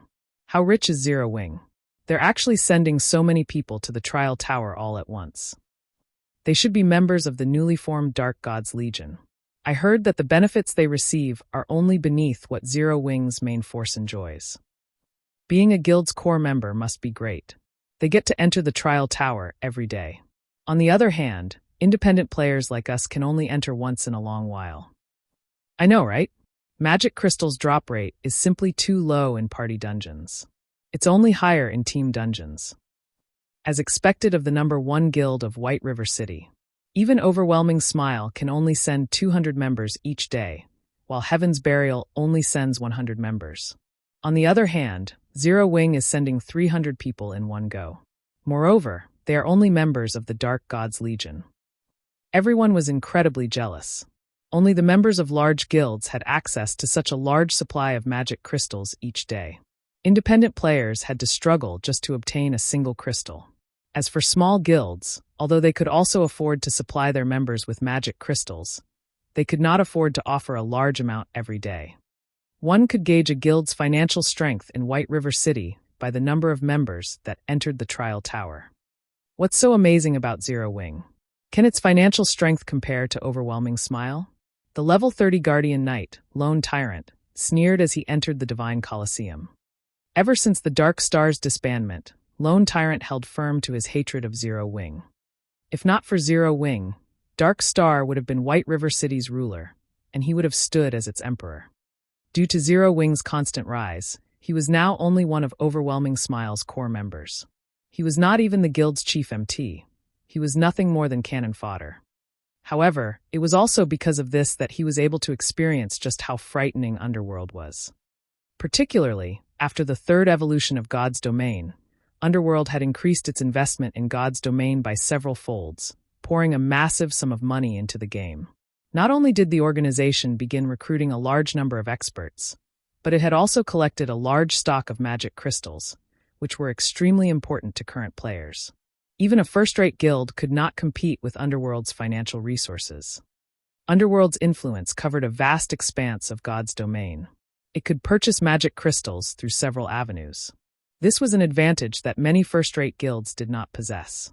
With all these magic crystals, Underworld could quickly nurture plenty of experts through the Divine Colosseum. God's Domain was not a game that could be dominated by a single player's strength. Even if Shifeng were stronger, he could only defend White River City. However, White River City was not the only city in Starmoon Kingdom, much less God's Domain. As far as Lone Tyrant knew, Underworld had yet to give up on the feast that White River City offered. Hence, the organization had once more invested significant funding in magic crystals, enough to even put a first-rate guild to shame. On the surface, Overwhelming Smile sent only 200 members to the trial tower each day. Moreover, every member could only challenge the trial tower 3 times a day. In reality, however, Overwhelming Smile secretly sent a large number of hidden experts to challenge the trial tower as well. This group of experts consisted of nearly 400 people, double that of what the guild sent openly. In total, Overwhelming Smile sent nearly 600 people to the trial tower every day, affording each member 3 challenges. The public was already astounded by Heaven's Burial's financial strength. Unfortunately, compared to Overwhelming Smile, Heaven's Burial was nothing. After including the additional resources that Warwolf and his group of top-tier experts had received, Overwhelming Smile was spending nearly 2,000 magic crystals every day. What did Heaven's Burial's expenditure of 500 magic crystals amount to? Lone Tyrant, control your mouth. It is not the time for Overwhelming Smile to display its strength. Let Zero Wing and Heaven's Burial bask in the limelight. Watching the Dark God's Legion enter the Trial Tower, a faint smile appeared on Feng Xuanyang's face. With pride and arrogance, he said, "Black Flame, your complacency won't last." In truth, Feng Xuanyang had not expected Underworld to continue investing in White River City. He had thought that the organization would just let Overwhelming Smile, the guild he controlled, fend for itself. Currently, there were extremely few experts who had managed to pass the 4th floor of the Divine Colosseum. Among them, Zero Wing had the most with a total of 36 people. Overwhelming Smile came in second. It had 29 people in total. Next up was Heaven's Burial. It had 20 people. Assassin's Alliance stood in 4th place. The guild only had 14 people. At 5th place, Cloud9 had 12 people. At 6th place, Yinyang Court had 11 people. However, Overwhelming Smile had hidden a large fraction of its forces. For example, their 29 experts did not include Warwolf and his team. In reality, the guild had more than 50 people who had passed the 4th floor. Overwhelming Smile had long since surpassed Zero Wing by leaps and bounds. Moreover, as time passed, that number would only increase. Soon, it would be Overwhelming Smile's turn to rule over White River City. While the various large guilds in White River City competed over the first clear of a 100-man dungeon and compared their progression in the Divine Colosseum, Shifeng had used the Bible of Darkness to travel to the Evil Ghost domain. After his 2-day absence, Shifeng found that District 1 had developed rapidly. The shelter had annexed 6 other shelters and invested all of the soul crystals they obtained into promoting the Lion's Bar, upgrading it to a 2-star bar. Now, the 100 berry wine's production had increased to 50 bottles per day. According to Shifeng's arrangements, 20 bottles would be held for District 1's shelter, while he would take the remaining 30 with him. Shifeng had been away for 2 days now, so he had a stockpile of 60 bottles. Shifeng had also brought with him a huge stock of light stones for Blue Frost and the others. The nights in the dark den were longer than the days. Hence, light stones were far more useful to these players. Having a guild is awesome. I never imagined that we would get our hands on an item like this. Even at night, our top 10 parties will be able to grind safely. Blue Frost expressed his shock as he stared at the light stone in his hand. Not a single shelter in the dark den had anything like the light stones. Other than grinding and questing, the light stones could also be used during monster attacks to weaken the monsters, making it much easier to defend the shelter. "Right, my main goal in coming here this time is to give this to you," Shifeng said as he retrieved the Chapter of Shelter from his bag. The Chapter of Shelter was an item that could promote a shelter by a single rank up to a maximum of large shelter. When everyone saw the Chapter of Shelter, they were stupefied. Up until now, large shelters were something that only guild forces possessed. Although they had thought of upgrading District 1's shelter to a large shelter countless times before, it was simply too difficult for independent players. They would require at least a month to gather the required manpower and resources. That time might be extended further depending on their progression on the quests involved. Now, however, with the Chapter of Shelter, they could upgrade District 1's shelter into a large shelter without going through all that trouble. They would then qualify to compete for dominance in the Dark Denver. Zero Wing was astonishing. Shifeng's generosity had engraved this notion on Blue Frost and everyone else's hearts. The many guild forces in the Dark Den had spent a ridiculous amount of effort to upgrade a medium shelter to a large shelter. They had gathered all of the resources from the shelters under their control and had spent significant time to do so. On the other hand, Shifeng had completed a similar feat by casually revealing a Chapter of Shelter. If the other guild forces discovered this, they would definitely be dumbfounded. "Lotus, begin the preparations. We're going to upgrade the shelter," Blue Frost proclaimed, grinning at the Chapter of Shelter in Shifeng's hand.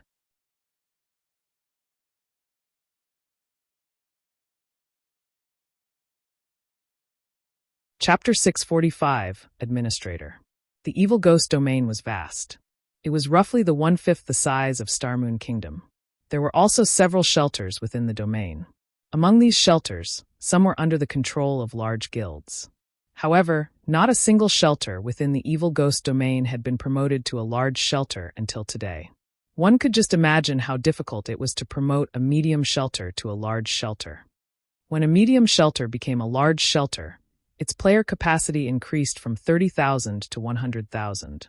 Not only would this increase the shelter's defensive capabilities, but the larger population would also improve collection speed of soul crystals by several times.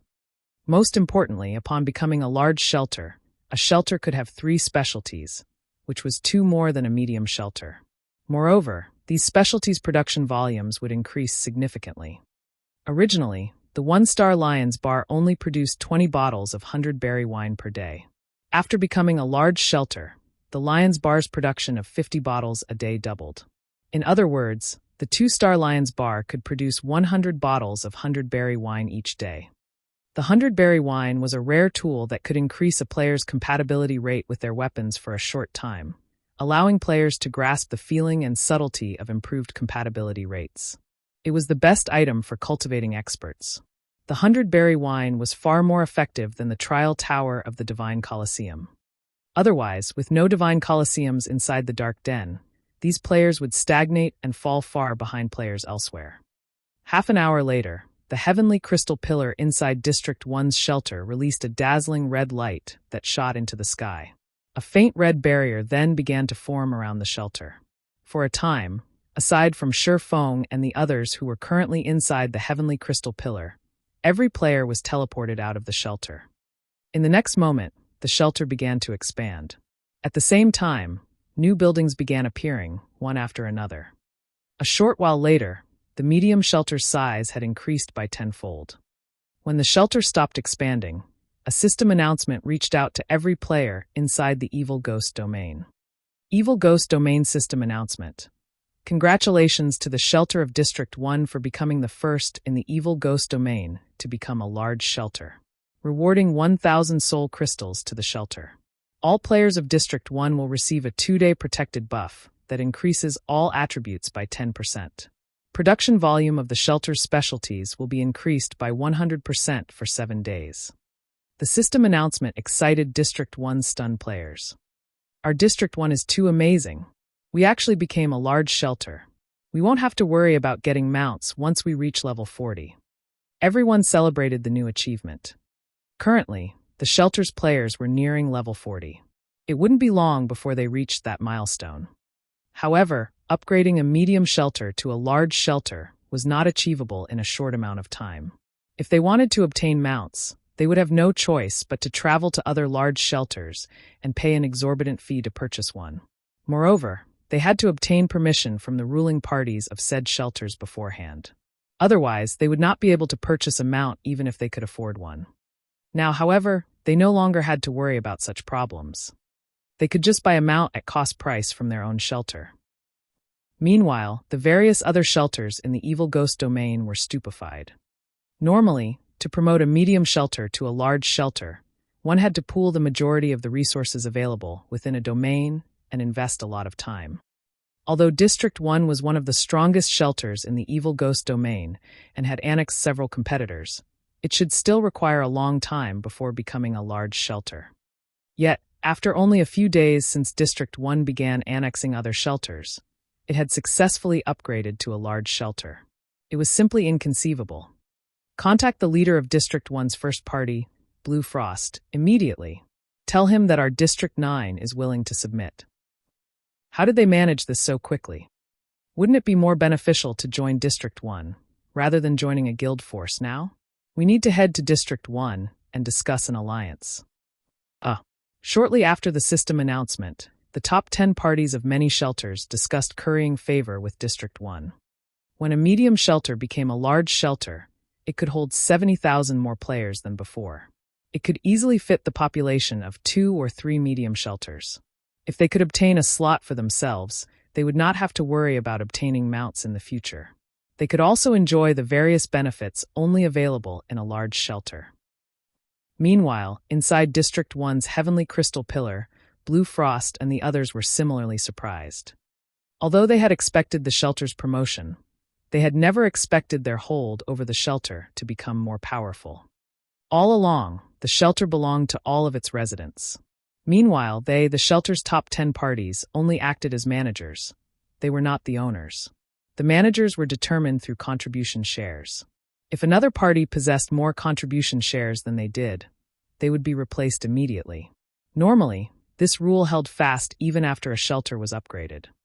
Only after a shelter's promotion, the top 10 ranking parties would receive a massive amount of contribution shares, making it more difficult for other parties to compete for the top 10 positions. However, while it might be difficult for a guild force to take over a powerful shelter by force, it was not entirely impossible. However, after Shifeng used the chapter of shelter, the management system had changed. Shifeng had become the shelter's administrator. An administrator was far more powerful than the managers. Shifeng could now arbitrarily delist players from District 1, exiling them from the district and the benefits the shelter offered. No other player possessed this authority. Of course, this was useless against the shelter's top 10 parties. Moreover, there was a limit to the number of players an administrator could delist each day. Even so, an administrator's authority was plenty frightening. Now they had the ability to remove potential threats easily, preventing other shelters from scheming against their shelter. More importantly, an administrator had the authority to veto a decision. For example, if the top 10 parties wished to construct something, even if all 10 parties agreed, the administrator could voice their refusal, and the matter would end there. Moreover, the position of administrator was unrelated to contribution shares. In other words, even if someone else accumulated more contribution shares than the administrator, they could not replace the administrator. The only way to overthrow an administrator and take over a shelter was to assault the entire shelter and destroy it. However, it was not easy to assault a large shelter. In other words, currently, the shelter of District 1 was under Zero Wing's complete control. Outsiders could not steal it. So the chapter of shelter has such a function as well. Shifeng also only learned this after using the chapter of shelter. However, with this, he would not have to worry about losing the shelter to other guilds. He could rule with an iron fist. With that out of the way, he could invest more resources in District 1's shelter, transforming it into an iron fortress. Following which, Shifeng left the shelter's management to Blue Frost. He then purchased all of the available bottles of 100-berry wine from the Lion's Bar and took the massive batch of gemstones Blue Frost had prepared before returning to White River City. As the shelter had just upgraded to a large shelter, its specialties production had improved. As a result of the 7-day bonus, the Lion's Bar could produce up to 200 bottles of 100-berry wine each day. However, as Blue Frost and the others had already purchased 50 bottles, there were only 150 bottles remaining. Even so, Shifeng was satisfied with this amount. Even one bottle of 100-berry wine could tempt many experts, not to mention 210 bottles. With this many, he could raise the combat power of Zero Wing's core members to a whole new level.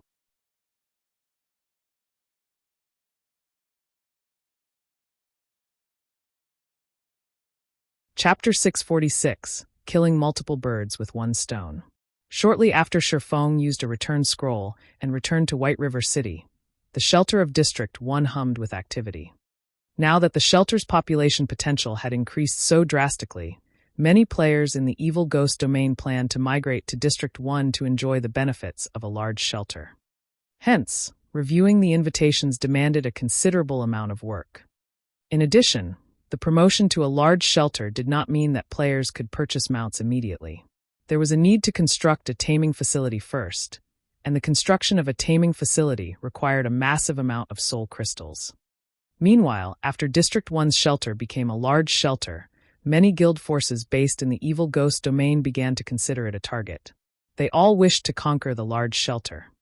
In the past, although District 1 occupied valuable land, and the shelter was relatively strong, to guild forces, it had been a trivial opponent.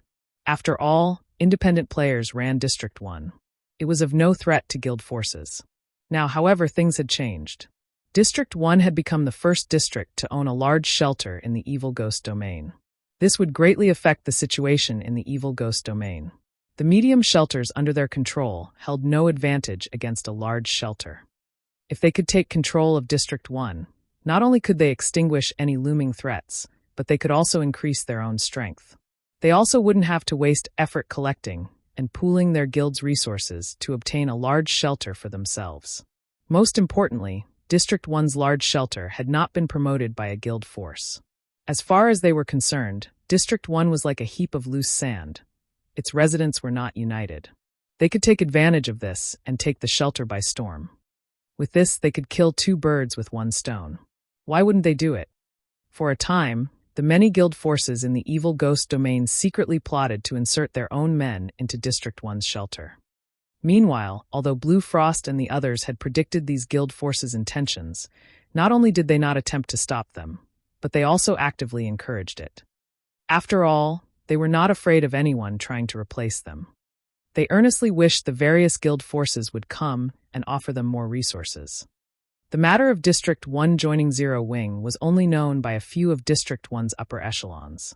In the eyes of outsiders, District 1 had only obtained a large shelter due to its managers being very united, powerful, and lucky. Moreover, there were only so many guild forces in the evil ghost domain. Everyone knew which shelters belonged to which guild forces. Hence, everyone believed that District 1's shelter had yet to ally themselves with a guild. Normally, if players wished to join a shelter, the shelter's managers would welcome them with open arms. After all, more players would strengthen the shelter itself and increase the number of soul crystals the shelter could obtain. For District 1, however, other than those who had been recruited by the shelter's upper echelons, any player who wished to join District 1 was required to pay a fee of 1 soul crystal. Although the price was high, current players were much higher leveled than before. As a result, the difficulty of obtaining soul crystals and the price of soul crystals had decreased. Compared to Shifeng's initial arrival in the Dark Den, soul crystals' prices had fallen by 2 to 3 times. Currently, every elite party had at least 1 soul crystal on hand at all times. If they worked hard for a week or so, they could collect 6 soul crystals. Obviously, Guild Force's elite teams had a far easier time of collecting the crystals. Even after Blue Frost and the others recruited some players, there should still be 50,000 spots remaining. Charging 1 soul crystal per person, if they managed to fill all 50,000 slots, they would receive an additional 50,000 soul crystals. A player's ownership of 50,000 soul crystals was vastly different from a shelter's ownership. Take the Lion's Bar's promotion, for example. If Blue Frost and the others funded the promotion themselves, they would only have to spend 500 soul crystals to promote the bar to 3 stars. However, if they used the shelter's cumulative resources, they would have to spend 10,000 crystals. With 50,000 soul crystals, not only could they easily construct a taming facility, but they could also construct 2 more buildings that supplied specialties and upgrade both buildings to 2 stars.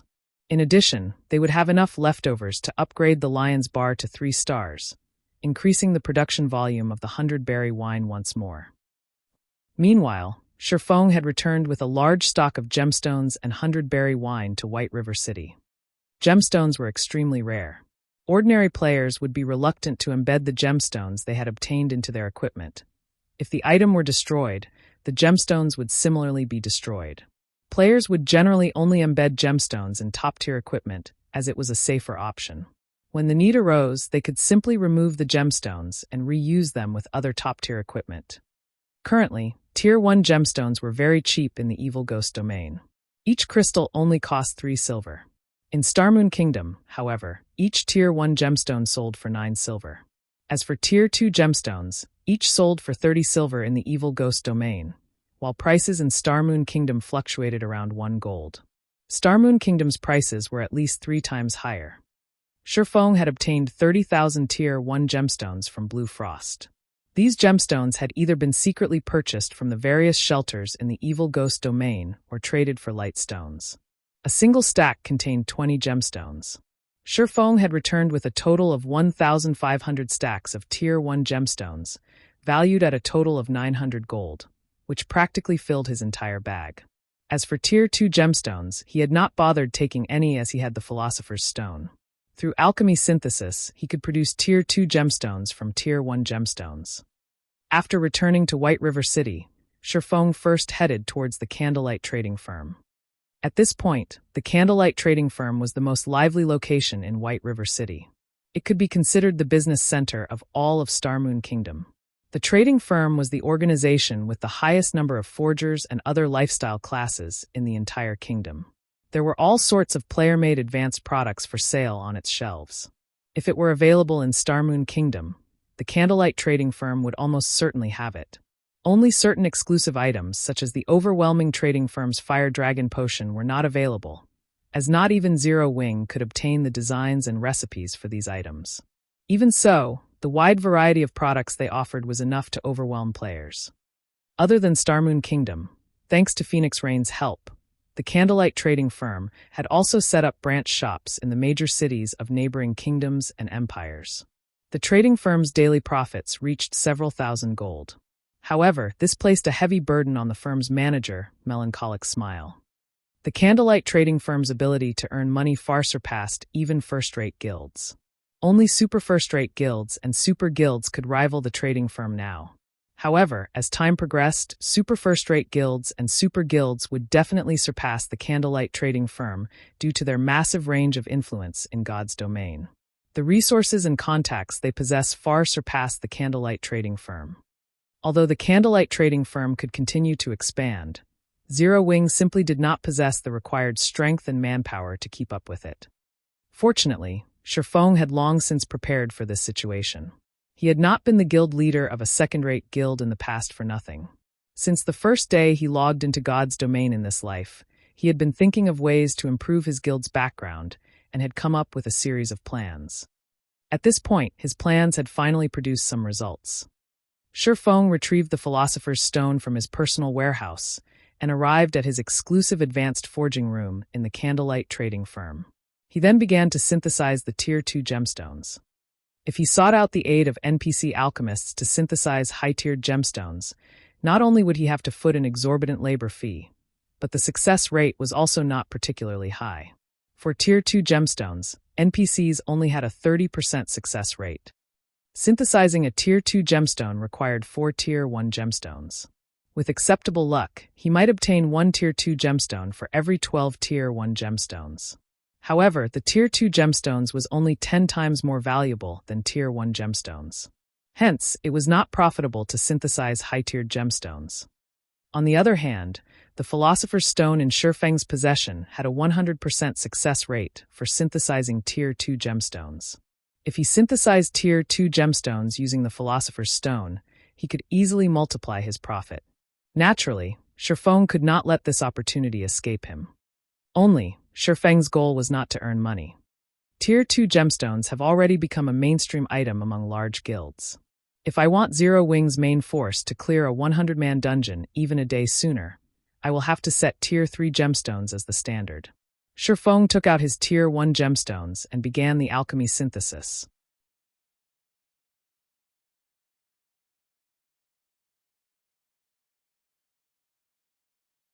Chapter 647, Realm of Experts.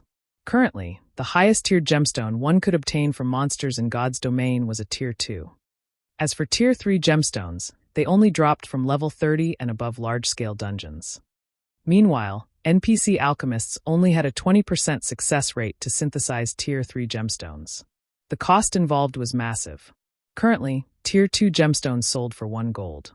Ignoring the labor fees and with average luck, one would require at least 20 Tier 2 gemstones to synthesize a Tier 3 gemstone. The cost alone was 20 gold. It was simply not realistic for a guild to supply its main force with Tier 3 gemstones. However, the attributes Tier 3 gemstones provided were significantly higher than Tier 2 gemstones. Tier 1 gemstones only increased a single attribute by 3 points. Tier 2 gemstones increased a single attribute by 6 points. As for Tier 3 gemstones, they increased a single attribute by 12 points. If one embedded every piece of equipment they had with Tier 3 gemstones, it would be the equivalent of wearing an additional piece of top-tier equipment. This would significantly increase a player's combat power. To the large guild's main forces, upgrading attributes was limited because their equipment had already reached a certain level. If an ordinary player swapped out their full set of bronze equipment for a full set of mysterious iron equipment, their strength would rise by a single level. However, a large guild's main force usually wore the highest quality equipment they could get their hands on. If it were not dark gold rank, then, at the very minimum, they would wear fine gold rank. Hence, it was extremely difficult to upgrade their equipment. If they could receive a bonus to their attributes that had as large of an impact as another piece of dark gold equipment, it would make a huge difference. Without rest, Shifeng spent half the day synthesizing Tier 2 gemstones. In the end, he transformed the 30,000 Tier 1 gemstones into 7,500 Tier 2 gemstones. The success rate for synthesizing Tier 3 gemstones is actually as high as 80%. Shifeng could not help but grin when he saw the message that the Philosopher's Stone displayed. Initially, Shifeng would have been satisfied with a 60% success rate.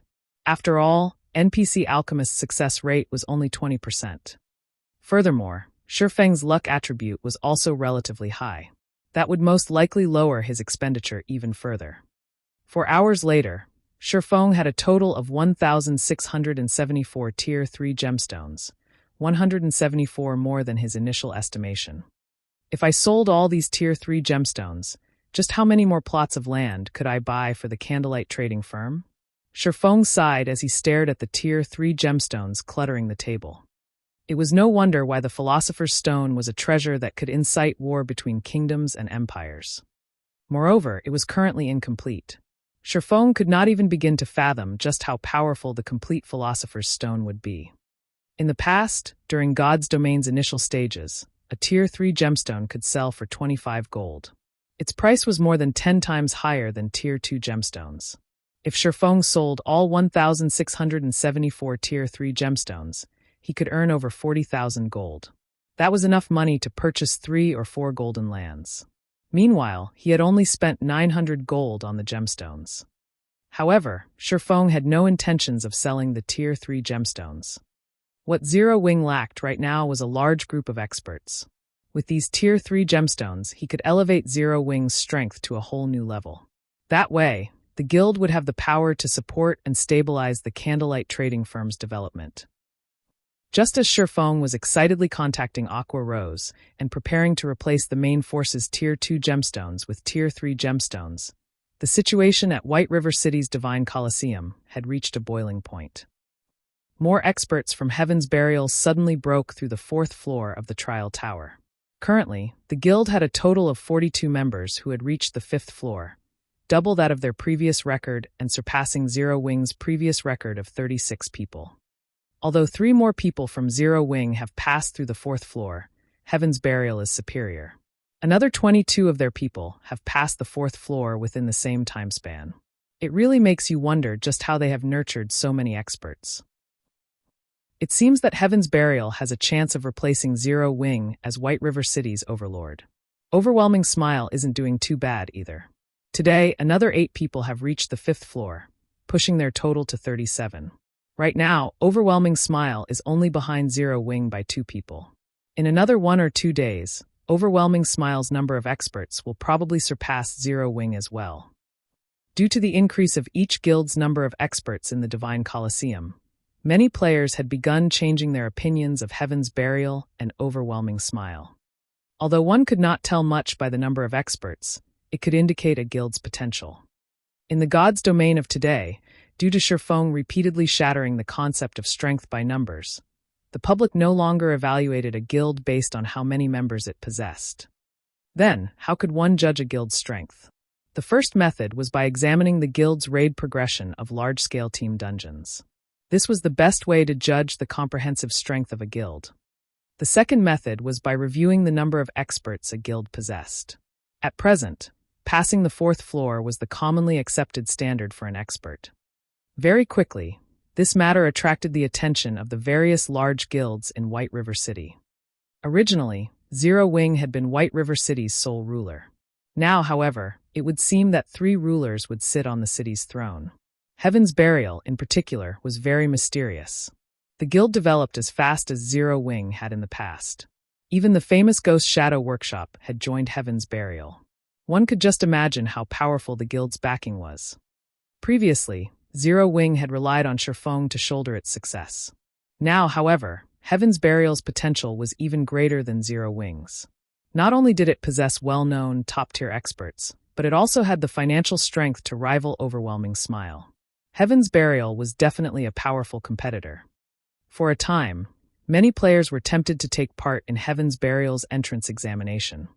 Heaven's Burial was constantly recruiting guild members. Moreover, its entry requirements were a lot lower than Zero Wings.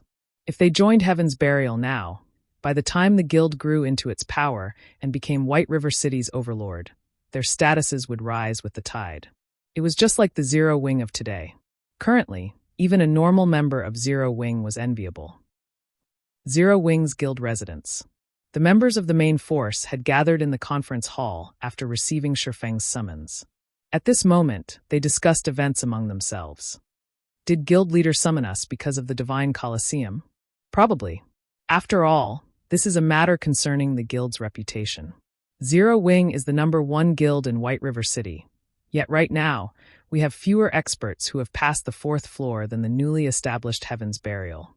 We have to do something to restore our reputation.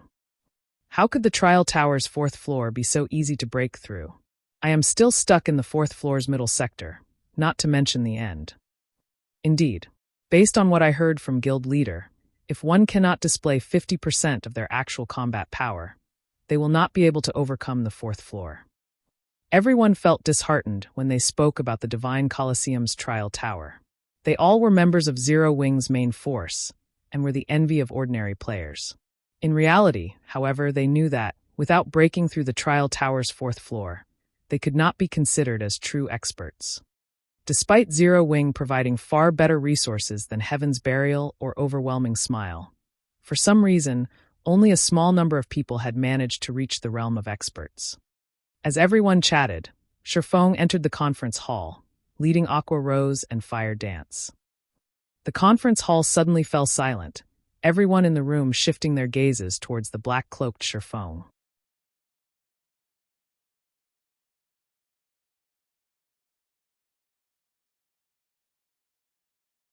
Chapter 648, Rapid Improvement. As Shifeng appeared, the atmosphere inside the conference all became extraordinarily heavy. The benefits that this Zero Wing team enjoyed were far more generous than what Overwhelming Smile and Heaven's Burial offered. Not only had everyone received their own rooms, allowing them to store up the double EXP buff easily, but they also had access to an extravagant number of magic crystals. Each of them received 10 magic crystals each day. This was double what Heaven's Burial's main force received. Yet, in the end, Heaven's Burial had more members reach the 5th floor. If the public learned about the benefits that Zero Wing's main force enjoyed, they would ridicule the team as a bunch of trash. Knowing this, everyone had prepared themselves to receive Shifeng's scolding. Shifeng took his seat on the guild leader's throne. Without saying a word, he took out a cyan wine bottle and placed it on the table. Everyone shifted their gaze to the bottle curiously. The wine bottle's information displayed the name 100 Berry Wine. It was only a bottle of wine. Guild leader, you're not forcing them to get drunk as a punishment, are you? Aqua Rose could not figure out what Shifeng intended to do. At this moment, rather than admonishing everyone for their arrogance, which had led to their complacency, Shifeng instead revealed a bottle of fine wine. Just what was he trying to do? I am not that extravagant. Shifeng shook his head and laughed. I've prepared this bottle of 100 Berry Wine as a reward. As for the matter regarding Zero Wing's performance falling behind Overwhelming Smile and Heaven's Burial, it had not surprised Shifeng whatsoever. These two guilds were not as simple as they appeared. Both guilds had been recruiting talents from everywhere, not just White River City. In addition, both guilds possessed powerful backgrounds with long histories.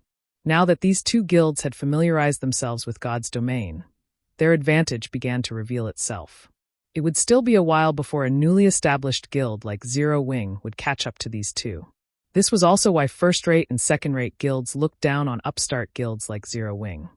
Every time a new game came out, many upstart guilds would appear. They rose very quickly and fell very quickly. These newly recognized guilds were like the nouveau riche. How could they possibly compare to the wealthy aristocrats who had been tested over time? Only those capable of withstanding the test of time were able to set foot into this realm. Reward. Everyone curiously stared at the bottle of 100 Berry Wine on the table. Every player here was a core member of Zero Wing. They would usually have plenty of excess money to spend, and normally, they would treat themselves at high-class bars and restaurants. After all, the food and wine that these establishments served were far superior to those in the outside world. It had become a trend for many wealthy princes and princesses to dine at these establishments. However, despite frequently enjoying those delicacies, none of them had ever heard of a wine named the 100-berry wine. Moreover, what could they do with only one bottle of wine? This 100-berry wine can assist you with improving your combat techniques. I doubt any of you will take my word for it, so I intend to allow each of you to test it. Everyone will receive one bottle. When you have reached your limit inside the trial tower, drink the whole bottle. At that time, you'll see what I mean, Shifeng laughed. He then took out another 99 bottles from his bag. After this, if any of you want the 100-berry wine again, that will depend on your improvement speed and strength. Once every 3 days, I will reward at least one bottle to the top 10 ranking members in the trial tower. The first place will receive 3 bottles, second and third will receive 2 bottles, and the rest will receive 1. The top 10 to improve the most during the 3 days will also be rewarded. At that time, how many bottles you receive will depend on your own ability. Although Shifeng wished to supply everyone with a bottle of 100-berry wine, enabling them to search for that feeling, the wine's production volume was simply too low. He could only offer it to very few of the guild's elites. Guild leader, can this item really improve a person's combat techniques? Aqua Rose also knew quite a bit about God's domain. However, she had never heard of an item capable of improving a player's combat techniques. If the 100-berry wine was truly capable of such a feat, the rest of the team similarly doubted Shifeng's claim. Improving combat techniques was not something that could be done overnight. The process involved a lot of learning and practice. The Divine Colosseum's trial tower also offered suggestions on how to improve one's combat techniques. Although the guidance was minimal, everyone considered it very helpful. You'll find out once you test it. Shifeng smiled, not bothering to explain. Inside the Divine Colosseum. In order to promote their guilds, Heaven's Burial and Overwhelming Smile publicized their battle videos through the screens in the Colosseum's main hall for free. Many players took the time to study these videos. Ah, Zero Wings members are here. Are they trying to wrestle back their glory? Probably. However, the likelihood of them succeeding is slim. Some time ago, a few more experts from Heaven's Burial and Overwhelming Smile broke through the 4th floor. Currently, Heaven's Burial has 49 people who have reached the 5th floor. The guild even has 8 people who have reached the 6th floor. Their position as White River City's #1 guild is solid now. Meanwhile, Overwhelming Smile is closely following behind, with 45 people who have reached the 5th floor and 6 who have reached the 6th. Both guilds are way above Zero Wing, who only has 39 people on the 5th floor and 4 on the 6th. Many players were not optimistic about Zero Wing's chances. Whether it was the members of the guild's main force or the Dark God's Legion, both had already challenged the trial tower today. I never thought that there would be a moment when Black Flame would panic. However, his actions only bring him more despair. Seated in a room on the 2nd floor, Feng Xianyang quickly noticed Shifeng enter the Divine Colosseum with the other members of Zero Wing's main force. With excitement filling his eyes, he said, "Go, notify Werewolf's team. It's time to show the public who the true ruler of White River City is." Originally, Feng Xianyang had intended to keep Overwhelming Smile's strength hidden for a little while longer. However, after seeing Shifeng personally show up at the Divine Colosseum, he could not suppress the hatred in his heart. Although he could not do anything to Shifeng directly, it would soothe his heart if he could strike a mental blow to Shifeng. As long as Werewolf's team took action, Overwhelming Smile would immediately have a large group of experts pass through the 4th floor. At that time, Zero Wing's efforts to make a comeback would be rendered futile. Its reputation would be in tatters. Meanwhile, the members of Zero Wing's main force, who had just entered the trial tower, felt a burden of expectation. Everyone clearly understood their own combat power. To put it simply, it was extremely difficult for them to break through the 4th floor. However, since Shifeng had told them to give it a try, they could only grit their teeth and follow his commands. Very quickly, the members of Zero Wing's main force passed through one floor after another. Upon reaching the 4th floor, everyone grew anxious. The trial tower's tests were set according to the player's strength. For every test, The system would generate a perfect doppelganger of the challenger. The doppelganger possessed the same combat power as the challenger. However, the doppelganger's actual combat power varied depending on one's progression in the trial tower. Each floor was also divided into 3 stages: early, middle, and late. Through the battles with their own doppelgangers, players could learn their own shortcomings. Meanwhile, players who were capable of defeating the doppelganger during the 4th floor's late stage would basically be able to display 50% of their actual combat power. These players were regarded as experts of God's domain. However, based on the standard of the current players of God's domain and the time they had to develop themselves, very few were capable of reaching the standard of an expert. Hopefully I can pass through the late stage this time, Blackie prayed as watched his doppelganger before him. He then took out the 100-berry wine from his bag and emptied the bottle's contents, swallowing every last drop. Suddenly, his mind felt clear. Moreover, his compatibility rate with his weapon and equipment began to rise rapidly. The items felt like an extension of his own body. This is amazing. The others were similarly shocked. After drinking a bottle of 100-berry wine, their perception of the world had undergone a complete change. When everyone casually used a skill, they immediately discovered their skill completion rates had significantly improved. Even Shadow Sword and the others, who had been stuck at around an 80% completion rate, could now easily achieve an 85% skill completion rate, their combat power soaring. After familiarizing themselves with this new sensation, everyone tackled their respective opponents.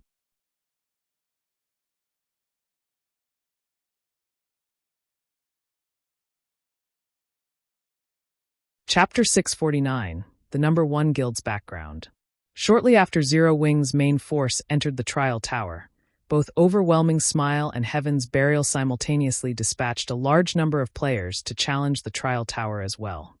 Due to the competition between these 3 guilds, the originally quiet Divine Colosseum suddenly grew lively. Many players who had returned to the city to rest had quickly made their way to the Divine Colosseum, hoping to witness this competition's outcome and watch the exciting battle videos. Compared to the battle videos of normal PvP battles, these battle videos were far more valuable as references. It was especially true for the battle videos after the 4th floor. This was because the system would specifically display the fighting styles of the various classes, making the battle videos much more instructive. Normally, guilds would not release such instructive battle videos to the public, keeping them for their own members. Some experts would even earn money with their battle videos. Other players would have to pay these experts a fee to watch. Many players who wished to improve themselves usually went for this option. As for those who did not wish to spend money, they would come to the Divine Colosseum to observe the battle videos for free. However, that which one can obtain for free lacked value. One would not learn the truly powerful techniques from a free battle video. As a result, the gap between paying and non-paying players widened, little by little. Meanwhile, the 3 great guilds of White River City occupied themselves with their competition. Although the battle videos these guilds publicized was limited to the 4th floor, it was enough to excite many players. I wonder which guild will obtain first place this time. I'm betting on Heaven's Burial.